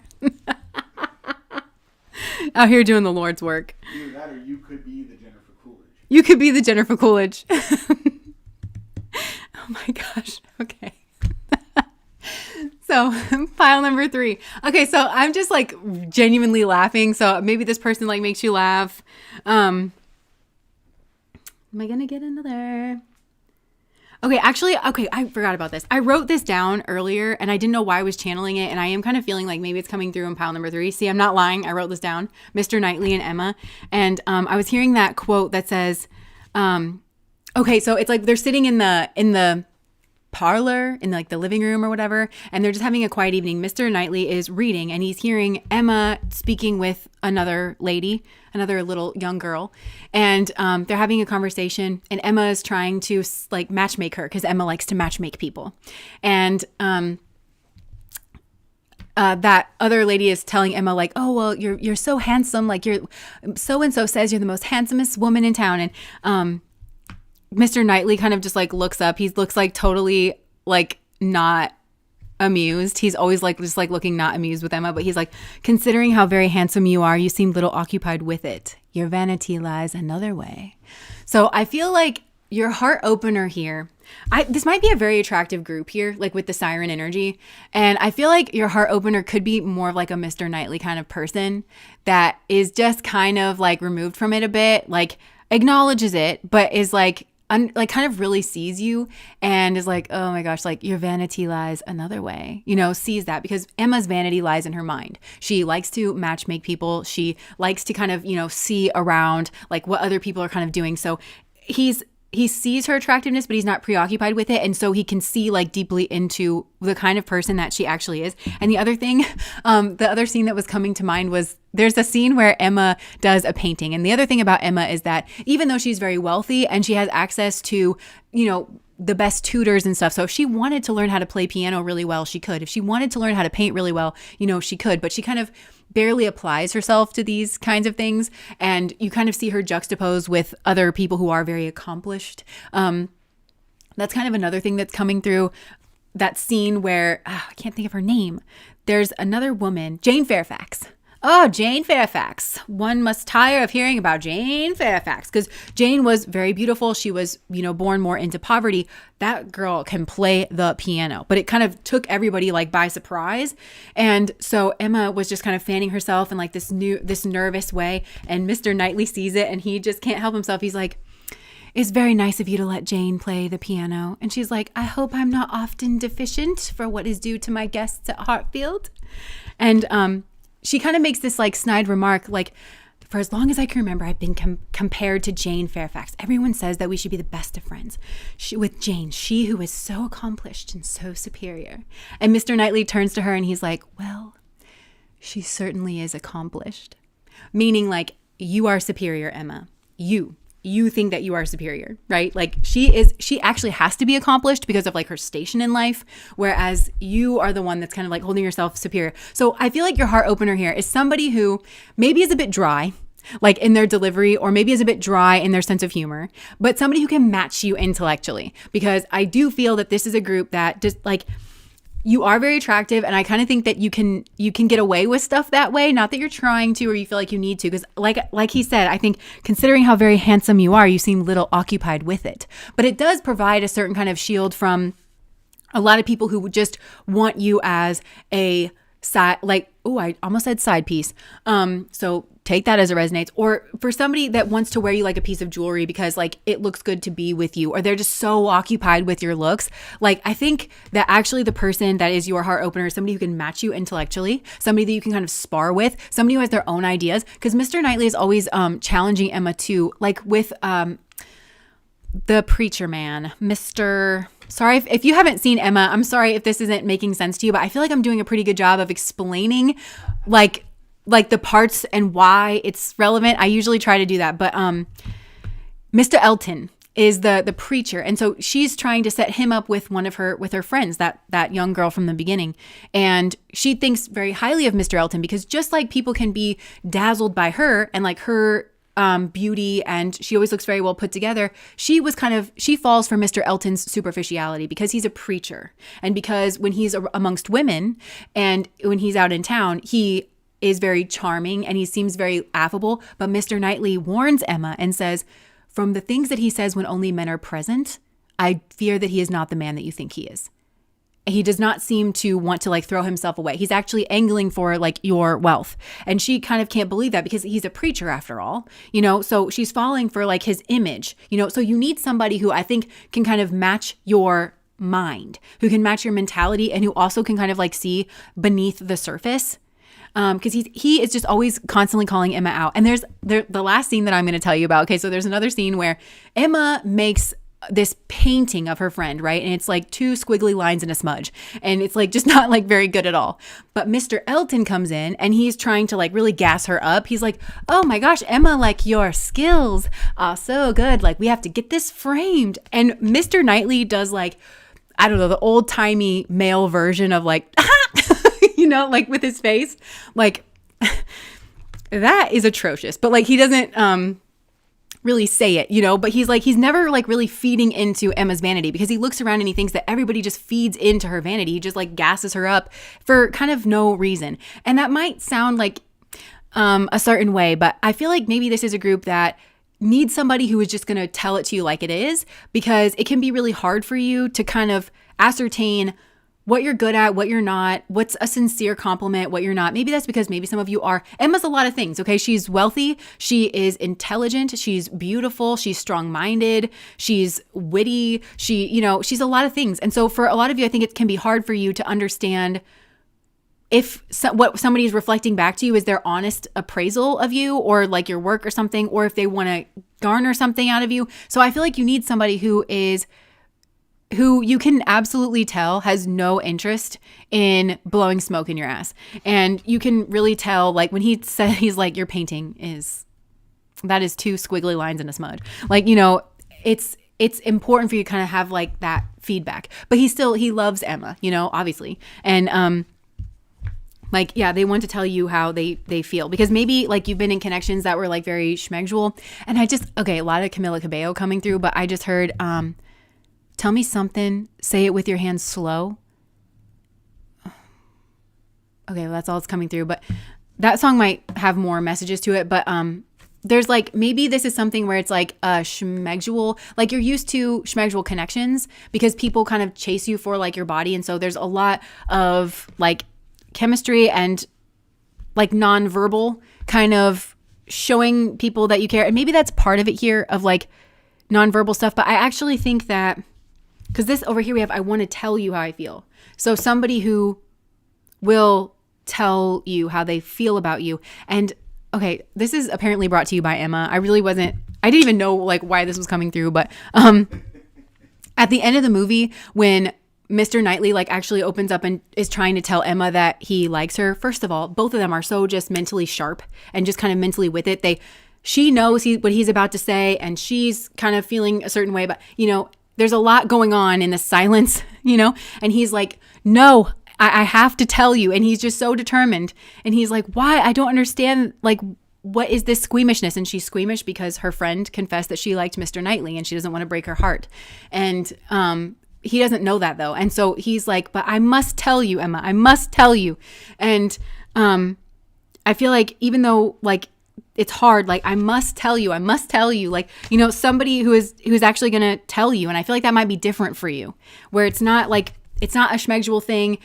You're not this is maybe a group that's used to like a lot of passion, or like people just wanting, like, you just fall into bed with somebody, and it feels like, oh, I can tell that you really, at the very least, you can tell that somebody's genuinely attracted and like into you, but this is a group that I think is very confused about like, well, how much do you like me? Why do you like me? It's hard for that. And so this is somebody who's like, no, I must tell you how I feel about you, even if it comes out clunky, even if it's like whatever, yeah. So somebody who's just like kind of not taken in by your beauty, appreciates it, is attracted to you, but also kind of like has that eye rolling thing about like, look at this, look at everybody kind of falling all over themselves around you type of situation. Oh, okay.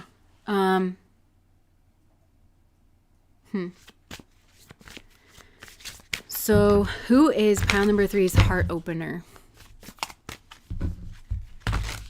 The nonverbal cues of the high intellects.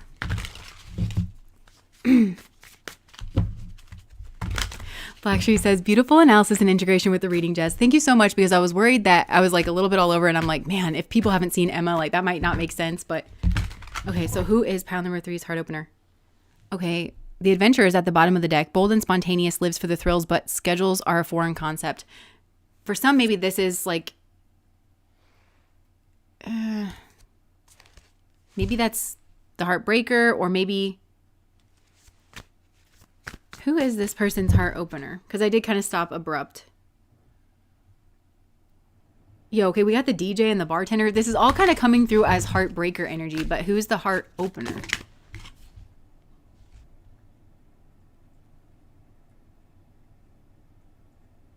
Okay, the bartender just came out again. Smooth and charming. He remembers your drink, though maybe not your name. There's a lot. I feel like what this is saying, there's a lot of scallywags around you. The pilot came out. Curious and well-traveled. He'll sweep you off your feet, literally. I feel like this is what... I'm not really getting heart healer energy coming through in any of these cards yet. I think that a lot of people are interested in you, and you might feel like you're constantly like fending these people off. Oh my gosh. Okay, I'm leaving that alone. That's a new deck, and I don't entirely know. I can't even remember what the name of it was. But okay, so I'm just leaving that there. Okay, so who is this person's heart opener?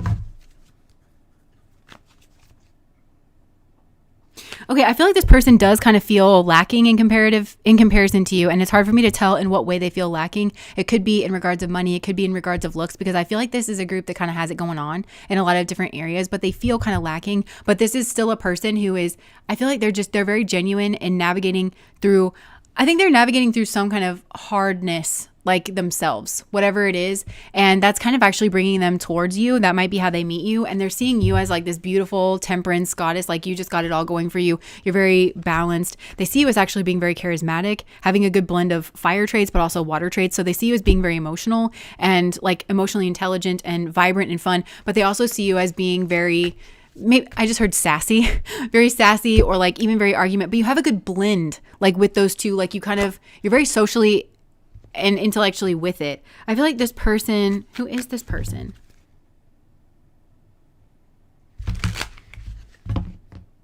Who is this person?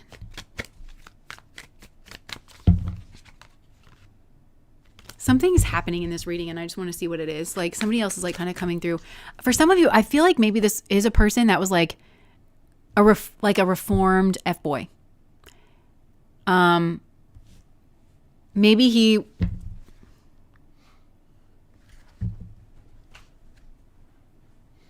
but this for some of you, this might be a reformed F-boy that actually did go hermit mode.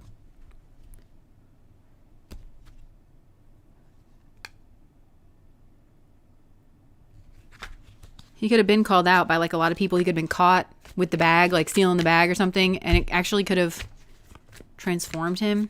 That doesn't really make me feel all that safe. Who is this person? Who is the heart opener?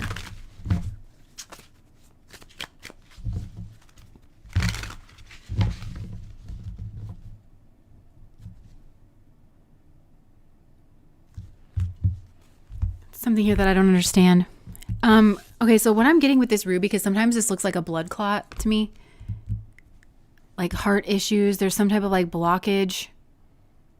So maybe this is someone... Oh, interesting. So similar to pile number 2, this could be... For some of you, this could be somebody that is like an F-boy or something. They kind of come in and they come out. And it's like kind of clear this blockage. Because this person may well be an F-boy, but he sees you kind of deeply. He'll like maybe tell you the truth about something, and he'll kind of like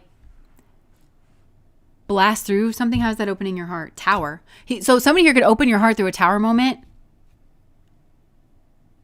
that leaves you kind of in the woods and feeling like you have to kind of defend yourself. So for some, this heart opener, oh, I get it, is this heart opener, oh, I get it. He might think that you're really attractive, but he himself is actually a little occupied with it. His vanity lies another way. So for some of you, this could be somebody that comes in. Sorry if this took a turn. For somebody, this could be somebody that comes in and you think that their agenda with you is one thing. You think that they're maybe preoccupied with like your looks or something, but they're actually not. They want something else. And it could be, and that might be a tower moment for you, and it might like blast something open for you. Where it kind of puts you on the defense, like kind of ego defense, like, wait a second, I'm like the prize, or I'm like really valuable, or I'm this or that. And it's not that you're not, it's just that his vanity lies a different way. He could be trying to get his agenda is something different.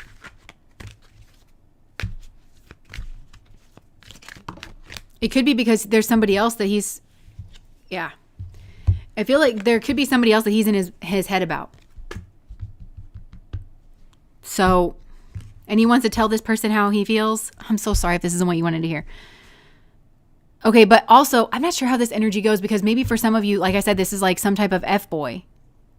And maybe this person broke your heart in the past. And because you see this person kind of sleeping around. And so you had to leave, and this person is like somehow actually in their head about you, and they're trying to kind of work their way back around because they do see your attractiveness, but actually they want a relationship with you, and that might actually surprise you because this person might be a fuckboy. I don't know how this is going to come about. It could go either way. They may come in and tell you that they're sorry. They want to tell you how they feel. You could have thought that this was just a sexual connection, and then all this person wanted was sex from you. Yeah, you could have thought this person, I just heard horny, that they were the devil. They're really dejected about it though. Okay, so I'm not sure which way this is going.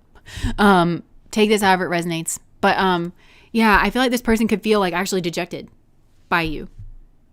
So something here could have happened where you thought that this person was just preoccupied with your looks, but also gets preoccupied with everyone else's looks.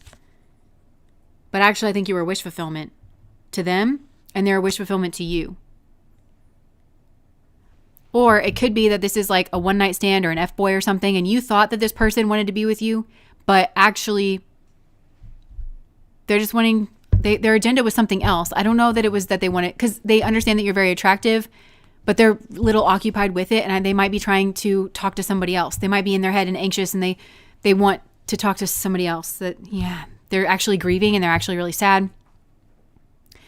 And they're up in their head, about a Queen of Cups, about how to like offer their heart to a Queen of Cups, about like the fact that they were like a fuckboy to a Queen of Cups that they actually like loved and that they gave her the wrong impression. So this could be you or this could be somebody else.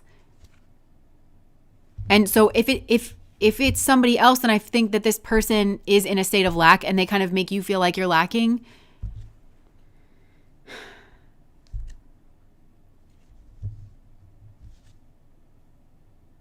It might encourage you to separate yourself out, especially like maybe some of you, like you come from money and maybe this person was like after your family's money or something.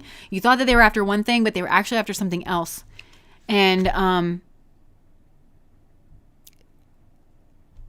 it maybe encourages you to go a different way. I don't know if it goes that way.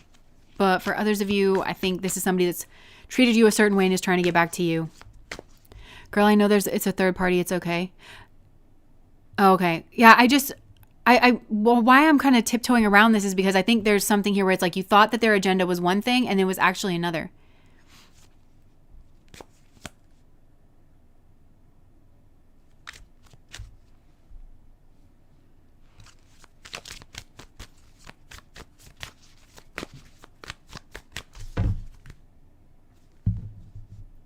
There might not have been a lot of love in this situation that was given. I don't know. I feel like it would confuse you and then, okay, yeah, so if this is somebody that treated you like dirt or whatever and was just like out fucking around or whatever, and they actually do care about you, I think, how is this opening your heart? It's opening your heart. Double Tower. Because it's making you reconsider like why you walked away, or like this devil energy, because you walked away from something. I think that you had a lot of love for this person. And so for some of you, it's like false. You thought that this person had a different agenda, but they actually, some of you went through some kind of false tower with, it wasn't false. Like the tower was very real, I think, but it was like, you thought that this person liked you and wanted a relationship with you, but turns out they were a fuckboy. So then you thought you must not have liked me. And then you processed through like this person's devil energy. It was a shock when you were confronted with it. There was a lot of love here, but like you walked away and now like you have to kind of reconsider this else, I want to say. That doesn't really make sense, but like you have to reconsider this else. Like what else? You have to reconsider like what else, or like what is kind of what I'm getting. Like this is kind of throwing a wrench in your mind. And again, I'm hearing your vanity lies another way. So like you are in your head, considering how very handsome you are, you're a little occupied with it. And you're like kind of all up in your mind. You're very mental. And this person kind of throws a wrench in your mind and it forces you into your heart in a way. To understand this, it kind of has to go through your heart. I don't know. And I feel like it also can't go through sex because somebody here makes sex a very common experience. It's not really special. And so I feel like it has something here has to come through the heart. I don't know. This one's actually confusing. I don't know. Take this however it resonates. Sounds terrible.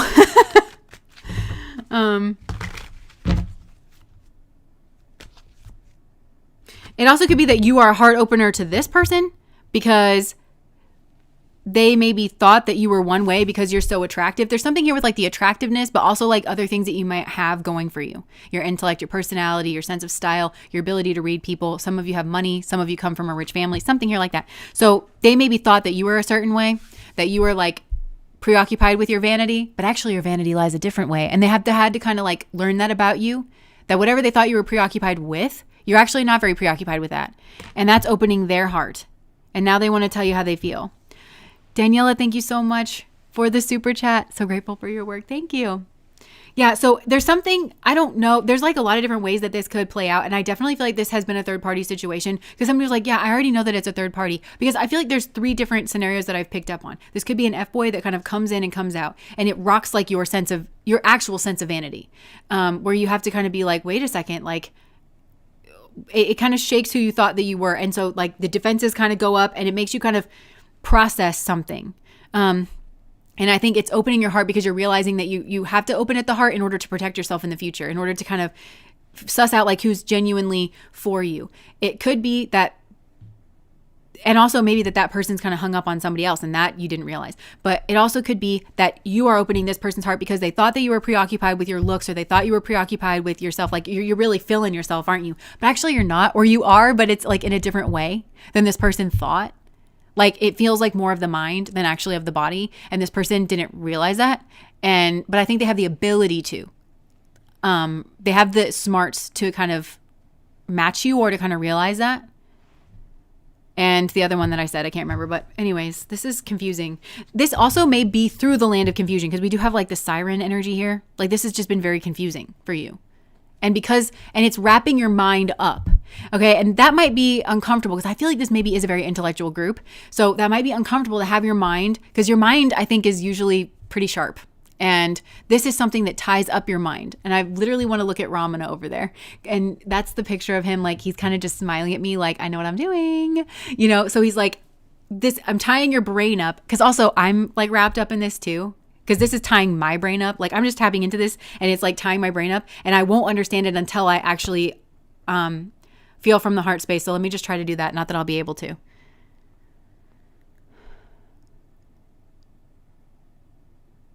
Yeah. Now I'm feeling it like speaking the heart like out through the throat is the only thing that's going to clear something up here. It's the only thing that's going to actually provide clarity. Because somebody here, and maybe multiple people, they're very good at using their mind and they're very clear-minded. And they usually have like a pretty good read on situations. But somebody here was presented with an energy that's actually not what they thought that it was. It kind of, it looked like it fit certain patterns, but it actually doesn't. And there's no way to, and then the mind is going to be like, wait a second, like I thought that I like read this or that and then like didn't. And so it's actually opening up the heart, because there's also something here about the schmegs where like the schmegsual energy, somebody here is like an F-boy. So you couldn't really tell that he cares about you if he's sleeping with you, because he would sleep with a toaster, like, I mean, and it doesn't say anything about his emotions, and yeah. So he has to like write a message, but be afraid of like judgment, or somebody here has to like write a message or be afraid of judgment. Like to start a new beginning. Hi, would you like to start a new beginning with me? I know I like ripped your heart out, and also that I like misread you in every single way. And all of that was like not in your favor. It feels like that. Like it's, and Deborah, thank you so much for the super chat. And it feels like just the exercise of having to put the heart into words is not something that he's like used to having to do. Yeah, like sending a message. Like I feel like it feels really strong to like want to send a message here to like provide some level of clarity, because there's so much confusion here.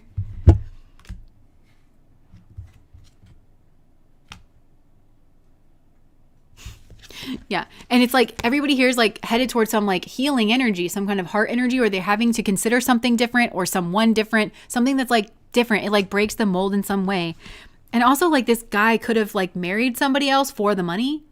Maybe this person's very attractive, but actually like he married them for the money, because he's little occupied with someone's attractiveness. It doesn't really, I just heard, doesn't really turn him on, or he doesn't care about that. It's like the mind connection here and like possibly a heart connection that's actually much more enticing for this person. And it's like they're holding the bag here. It's like they've got this big chest and then like of like stuff that they've like looted, and they're like, shit, I have to apologize. Maybe this person stole from you and they were like after your money, but then they're kind of realizing that they're in love with you like after the fact. I don't know what this is. And there's a lot of confusion, and the confusion is the point, and I'm never going to be able to cut through it, because somebody here has to speak up. They have to make themselves clear. And I think they might have to say some unpleasant things like, well, I was after your money, but actually turns out I love you, ? Or I thought that you were vain and like kind of full of yourself. And so that's why I did what I did, ? Like, is that okay? Baby, come back. I would never want to be with him ever again. It was criminal behavior. Oh no, I see clearly. He's just nasty. Yeah.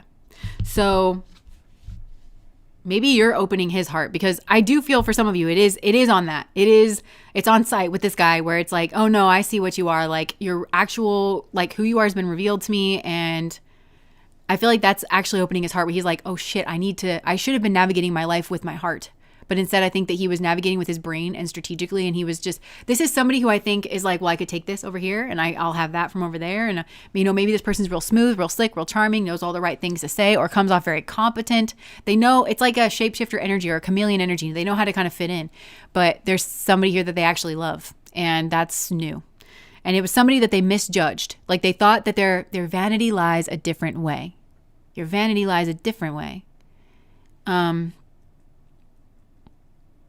Yeah, so I think I'm going to leave that there just because it's confusing and it's supposed to be.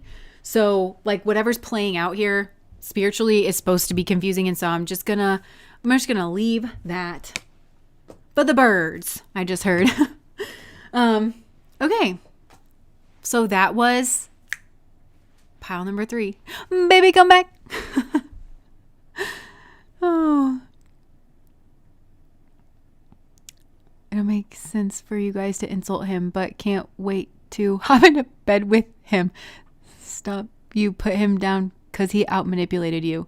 I do put a lot of people down. And, I was thinking about this too, because it's not exactly a thing that I like about myself, but I do feel that it's kind of like a defense mechanism because, okay, so I am a person who genuinely does have a lot of empathy, and I've spent a lot of my life making excuses for people in my mind. And I'm like, okay, well, it's probably, maybe this kind of is relevant to the reading too, where it's like, okay, well, I understand that, it's probably this or that. And, they probably had a hard time like in childhood or whatever. And so I took that, I used to in the past, where it's like, so I need to keep my mouth shut. I need to not vocalize, or even if I vocalize how hurt I am or how harmful this behavior is in a visceral way, I need to say it in like a logical way. But that played out for a long cycle in my life too. And I felt continually like, it still hurts me, because they don't like get the message. A lot of the people that I was around, they still didn't care, or like they still didn't get the message. And I kind of was realizing that energetically, like I am putting in all of this work to try to understand the world around me and to try to understand even like the people that hurt me. And I'm giving them all the grace in the world, and they're not doing the same thing for me. Like a lot of those people, they could not give 2 squirts of piss. So I know it's not, I'm not entirely sure where I'm landing with this, but like me kind of just being like, whatever, this is an asshole. Like this is just some version of an asshole. To me, it's almost an act of rebellion. And just like, I don't need to actually understand this person, because the fact of the matter is they're maybe not at a place where they're going to change, or they're going to, like, I can understand all of this about them, but I still have to deal with the person that I'm dealing with, the person whose behavior has not changed, the person who has yet to make a decision for themselves to change or to acknowledge the pain that's been caused here, and to put the effort into like learn some kind of other skills. So Star, you're absolutely right. You are, well, I know, but like I do it too. Star's like, I wasn't talking to you, but I think about this with myself too, because I think that I do that as well, like more and more, where I am kind of like, I don't know, like demeaning, or like I put certain energies down. And I've been thinking about it a lot, just kind of philosophically, like, why do I do that? Because also I feel like I feel comfortable with it. Like, maybe that sounds bad, but I kind of feel comfortable with it, like the energies that kind of come through. And I'm like, I was just kind of thinking like, well, why do I feel comfortable with it? And it's like, because I think it's me learning to kind of cut off my energy and just be like, it's like that rebellious take of like, there's this Eminem song, I can't remember which one it is, but it's like, he was talking about his mom, it's like, you wouldn't give 2 squirts of piss, like, somebody who doesn't give 2 squirts of piss, but yet here I am. And it shows that I'm like very benevolent, or like, yeah.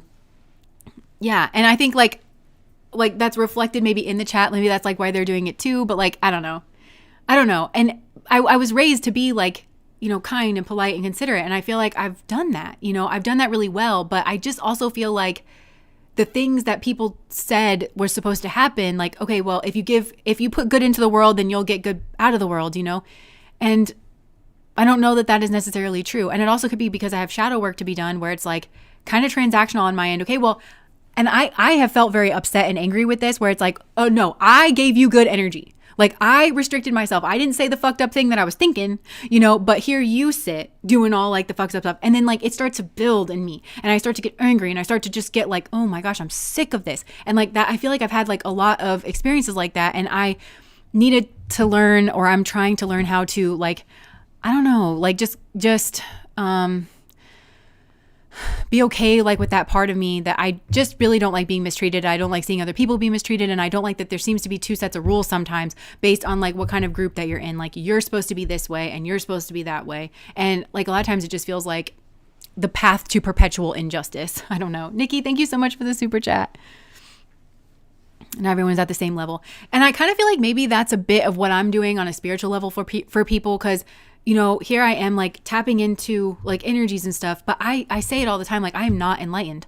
Like I'm just not everybody's on the same level. And I'm not like a fully realized being where I can just be confronted with those things and I can have like truly to the bottom of my toes compassion. I'm just not there. Like, I'm really not. And also, like, who's having compassion for us? You know, like if you're the one getting cheated on and this man is putting your health and your heart and your family at risk, like, and you're sitting there thinking like, well, I should have compassion for that because, you know, he's working through his human experience, but that he's not doing the same thing for you. And, you know, I don't know. And yeah, like you can have your girlfriends and stuff, people who understand like the, you know, what you're going through, but it's like that, I don't know. I just don't know. Like, I'm very confused about a lot of this stuff. And I get confused about spiritual rhetoric a lot of times. And I wish that more people talked about it, but it's so confusing that it's like hard to talk about, you know, because I don't even know what I'm confused about. I'm confused about concepts. And I know that like internally, I do have a lot of compassion for people, even people that I'm snarking at. I feel like I have a lot of compassion. I also find their behavior to be like, you shouldn't allow it, you know, like, I don't know. There's no point to this. I'm just saying it. Lisa, thank you so much for the super chat. I love you. Just keep speaking truth and calling out the BS. Yeah. Yes, and we have to exercise discernment. Exactly. And I don't know. I could probably like, maybe I'll just write in my journal after this because it doesn't have to make sense then. It doesn't have to make sense now, I guess, but I feel like you know what I'm saying. A lot of people do. Thank you guys for the super chats. Aw, thanks for the hug. Yeah. I don't know is the first step towards wisdom. Yeah. And I'm comfortable saying that I don't know. Because I genuinely don't. I really don't know a lot of stuff. And also, I wish that I could just let myself be more, like just exist. And part of that is like not biting my tongue because like there are certain people that I'm just like, no, like you're an asshole and someone should tell you that you're an asshole. And I used to pray for that. No lie. I used to pray. I'm like, I hope that you run into the person who will call you an asshole. And like, part of me is like, why can't that be you? Like, you know, cause, oh, well, what if they get in a fight? Like, I don't want them to get in a fight all over me. And it's like, so you're praying that someone else comes in and then those two people have to get into the fight. It's like, I don't know. All right. We might want to split pile 3 into a read and a little extra chat after. Yeah. Okay, so I could move us into the general messages, I suppose.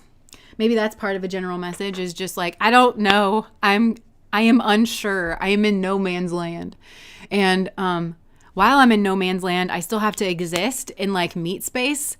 Unfortunately, when I'm uncertain about myself, I don't just like dip out of reality. Like I still have to like be here. I just heard that song is like Thinking Out Loud. I think it was Nicki Minaj. Thinking Out Loud. Anyways, okay, so what is... Oh yeah, compassion. Thank you, Coco. We can compassion ourselves. I pray for truth, clarity, justice, healing. Only 2 people get special shout outs in my prayer, but none of it is tell this person they suck, LOL. That's not what prayers are for. Well, like, okay, I think part of like what I meant is that sometimes I think that nobody's going to change their behavior unless they're kind of like confronted. They're just going to kind of keep doing it. And you can recognize that, you know, like if somebody's a serial whatever, like they're going to do that to somebody else. And the pain is just like, it keeps like existing. And like when you're traumatized, especially like when there's pain put in your heart, it takes so much energy to kind of like get it out. And that's another thing that I feel is like unfair and unjust is like a lot of times people that are causing the pain, they're doing it in an unconscious way, but they're also doing it rapid fire. Like think about that serial cheater. He's just doing rapid fire. It doesn't matter. One night with this girl, another night with that girl. And then like, if that's not if that's a person who's going to feel some type of way about that, then think about, there's a Pink song. It's like one night to you lasted 6 weeks for me. Just a bitter little pill now just to try to go to sleep. No more waking up to hesitance. No more waking up to innocence. Say hello to hesitance to everyone I meet. Think of you years ago. Guess I'll never know what love means to me. It's like, great. Now I'm in the middle of a quagmire. It's going to take me forever to kind of like,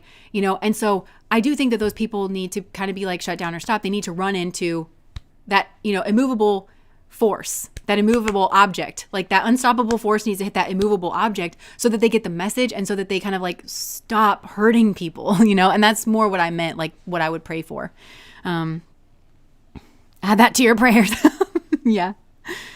Someone needs to be the one who stands up to bullies. Yeah. And I think, like when I'm trying to update my version of goodness, you know, because like I would have a lot of admiration and respect. In fact, I do. Like looking back through history, the people that did stand up to bullies and meant it. Like I thank God for those people. And I think those people are good. And I think that they have good karmas, you know, for what they did. It was messy work, but like somebody had to do it. And a lot of times like the messy work, only the dark side will do it, you know? And so I'm trying to like update my vision of good, because if everybody was like, well, I just love and light, you know, and then the world could be easily run over by like abusers, you know, and that's just real. That's on some real. So what does that mean? For me, it's like philosophically, what does that mean about us and our behavior and about what goodness really is and what's being asked of us? And I think it's just important to know like that you're coming from like the right place. All of that takes time. That's another thing. Alex and I have kind of been talking about this, that quote that says, by the time the truth has put its shoes on, the lies made it around the world twice. You know, I don't know. It's just, I don't know. All of it is like really, thank you guys for being my people, by the way, that will allow me to kind of talk this stuff out and not exactly judge me for just being like, I don't know if like be polite and mild-mannered and like just I don't know if it's the right thing. I don't know. And I'm not saying to be a sadist or anything like that, but I'm just saying like, where is strength? Where's the line? I don't know. And I don't know. I'm just going to leave that there. Okay.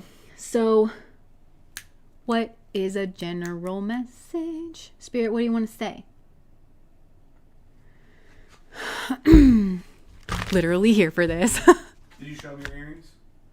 Did I show him my earrings? Yeah, somebody's asking to see your earrings. Oh. These earrings? What, these old things? These little hoops? I got hoops. I don't know what to say about that. Be a collie, Jess. They're so cute. Thanks. Yeah. I don't know what else to say about it. I did get these new hoops and I like them and I've been wearing them all the time. And yeah. Thanks, guys. All right. Oh, Coco. Okay. I have watched you 2 years and you have grown so much. I love the read you did of us hiding behind a wall and a fake girlfriend came. Oh, to you trying to get our energy and Anubis was there. I was thinking about that yesterday. Isn't that funny? I wonder if that's coming through now. Good for you. They're gorgeous. Okay. So Spirit, what message? Any message that you have that you want us to know, that you want to bring through?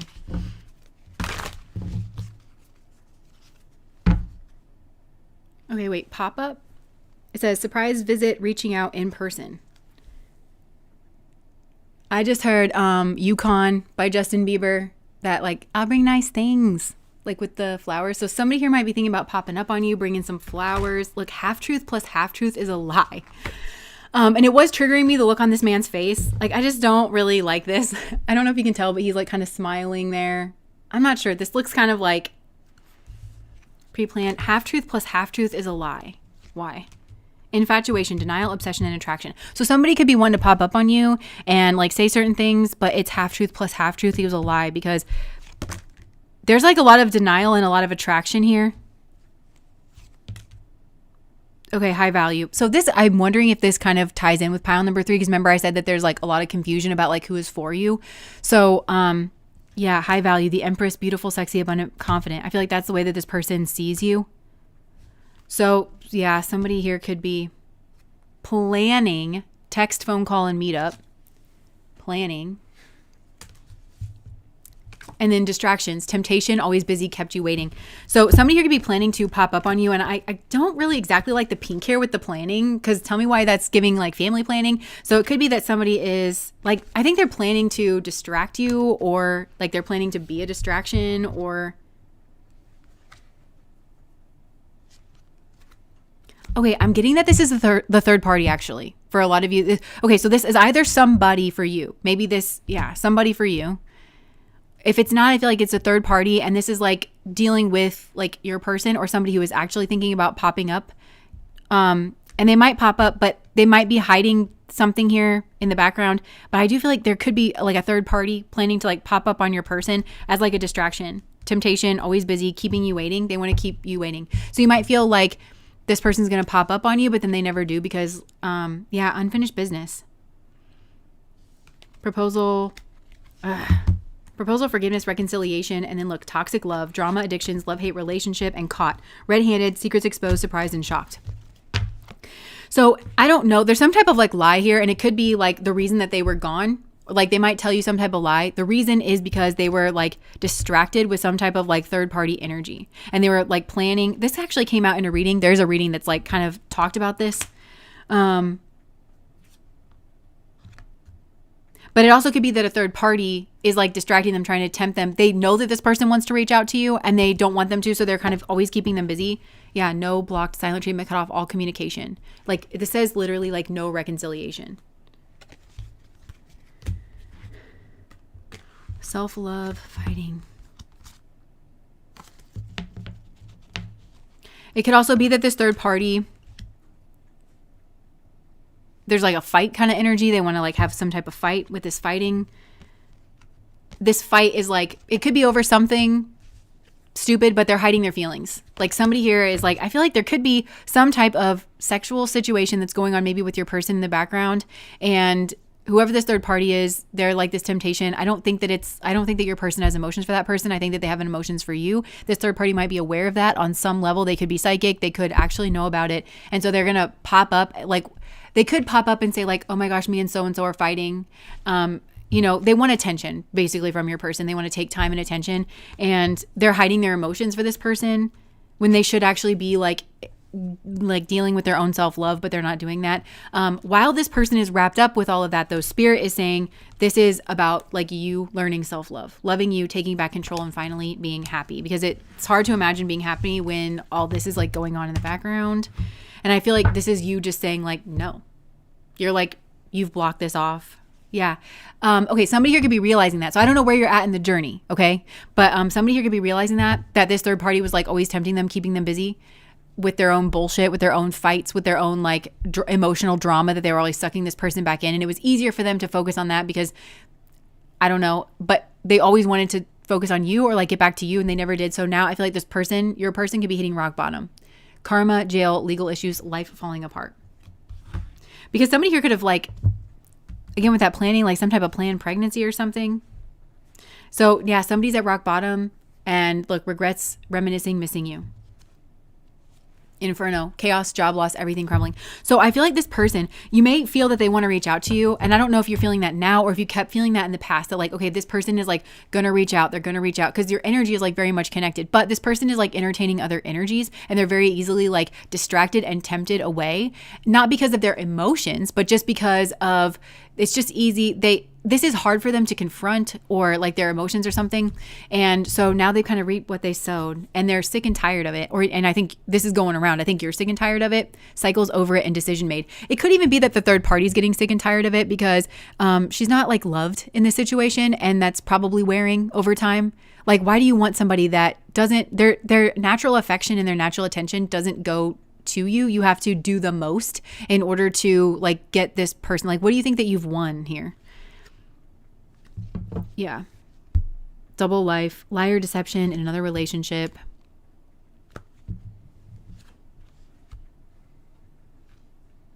Yeah, she thinks that he's stubborn. She's like viewing him as stubborn, but instead of saying like, this isn't right, you know, she's like, you're so stubborn. Like he's living a double life. He's in another relationship when actually he never wanted to be with her to begin with. That's not something that she could accept within herself. And so she keeps throwing herself at this man instead of like removing herself from the cycle. I don't know what their relationship is. Like maybe these two are together. Maybe there's a pregnancy between the two of them, but she very firmly put herself in that situation. And then she's like, I'm so sick and tired of it. I'm so over you. But it's like everybody here, I think the key is self-love, you know? And I think that you've kind of moved away from this situation. Yeah, somebody got caught. Secrets exposed. Somebody here's like caught. They were surprised that their secret got exposed here. That they're toxic or something. They were shocked. Somebody here. Okay. Anything else that wants to come out? They're in an open relationship.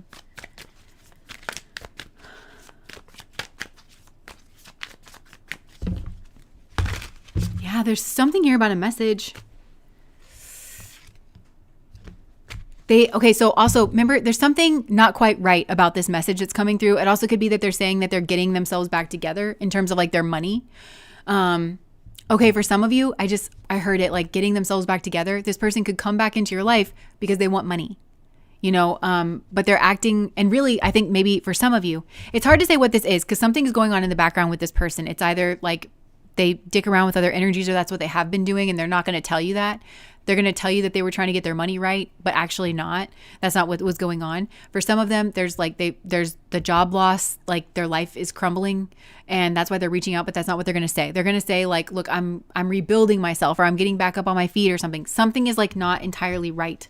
And for some of you, they want to come back into your energy to kind of park their car and refuel so that they can leave you again and like go back to whatever it is that they like actually want. It feels like there's a strong cling to this cycle from somewhere. It might be to you, because I think for some of you, like you could see that this person's using you or that they're lying or whatever, but you have such like a strong pull towards this person. I'll say, I'm not sure that it's love, because I saw like a scorpionic energy and like it's that shadow energy that needs to be like unpacked. That's where the pull like really is coming from. But it also could be that this third party has a strong like pull towards this person and their energy is just kind of like weak. Not that I'm excusing it. I'm just saying that naturally, without the presence of that third party, and I actually think maybe they're doing you a favor because they're exposing that this guy's kind of weak in this way. But like without that third party constantly being at them, trying to distract them in certain ways, this person wouldn't be with that third party. They wouldn't keep in contact. They wouldn't, the third party has to kind of like keep it going kind of a thing.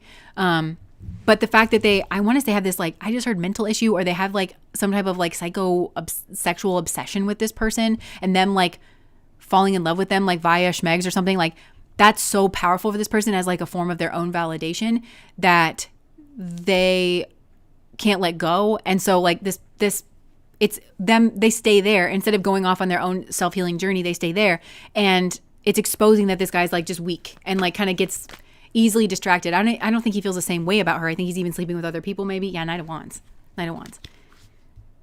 There's a strong cling though here somewhere. And I do think that somebody is, I feel like this is you, the Queen of Pentacles, like you are exiting this cycle. Whatever your part is in the cycle, whatever role you're playing here in this, I feel like you're leaving. And it's through confronting your fears with the moon and confronting like your image or someone else's image. That's what everybody kind of, I feel like, needs to do here, because this Knight of Wands may have given you like a beautiful image of themselves, but it's half truth plus half truth equals a lie kind of a thing. Yeah, and you're seeing it clearly, and I think it's after going through a dark night of the soul. Yeah, you're seeing clearly this like Knight of Wands energy. Yeah, and look, you're like, oh my gosh, I was trying to offer my heart to this like Knight of Wands. But I feel like that somehow the Knight of Wands is being like tipped. Yeah, you're realizing that this was just a fantasy. Or somebody is here. They're trying to send, it feels like you're on different timelines now, honestly. And somebody's going to try to send a message and it might bounce back, literally. But I just don't know that it's going to get through. Somebody's trying to move something forward at speed. And I feel like it's this person, they're trying to, by sending this message, they want to move the relationship forward at speed. Or they want to move, for those of you that you feel like this person might be coming back to just like reuse you for money again or something. They want to move something forward at speed. But I feel like the message is going to bounce back because you guys are like in two very different worlds. And I almost am seeing that as like timelines. You're just not, you're taking responsibility here. And also for the High Priestess, like, you're developing your intuition, you're studying, you're learning, but also I feel like maybe you're taking responsibility for your intuition.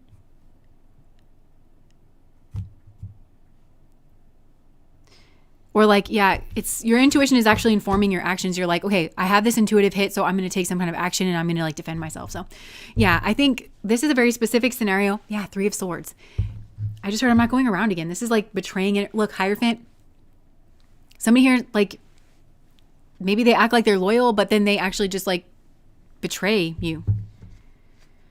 Somebody here is just like always lacking. And I think that, yeah, you're having to realize that.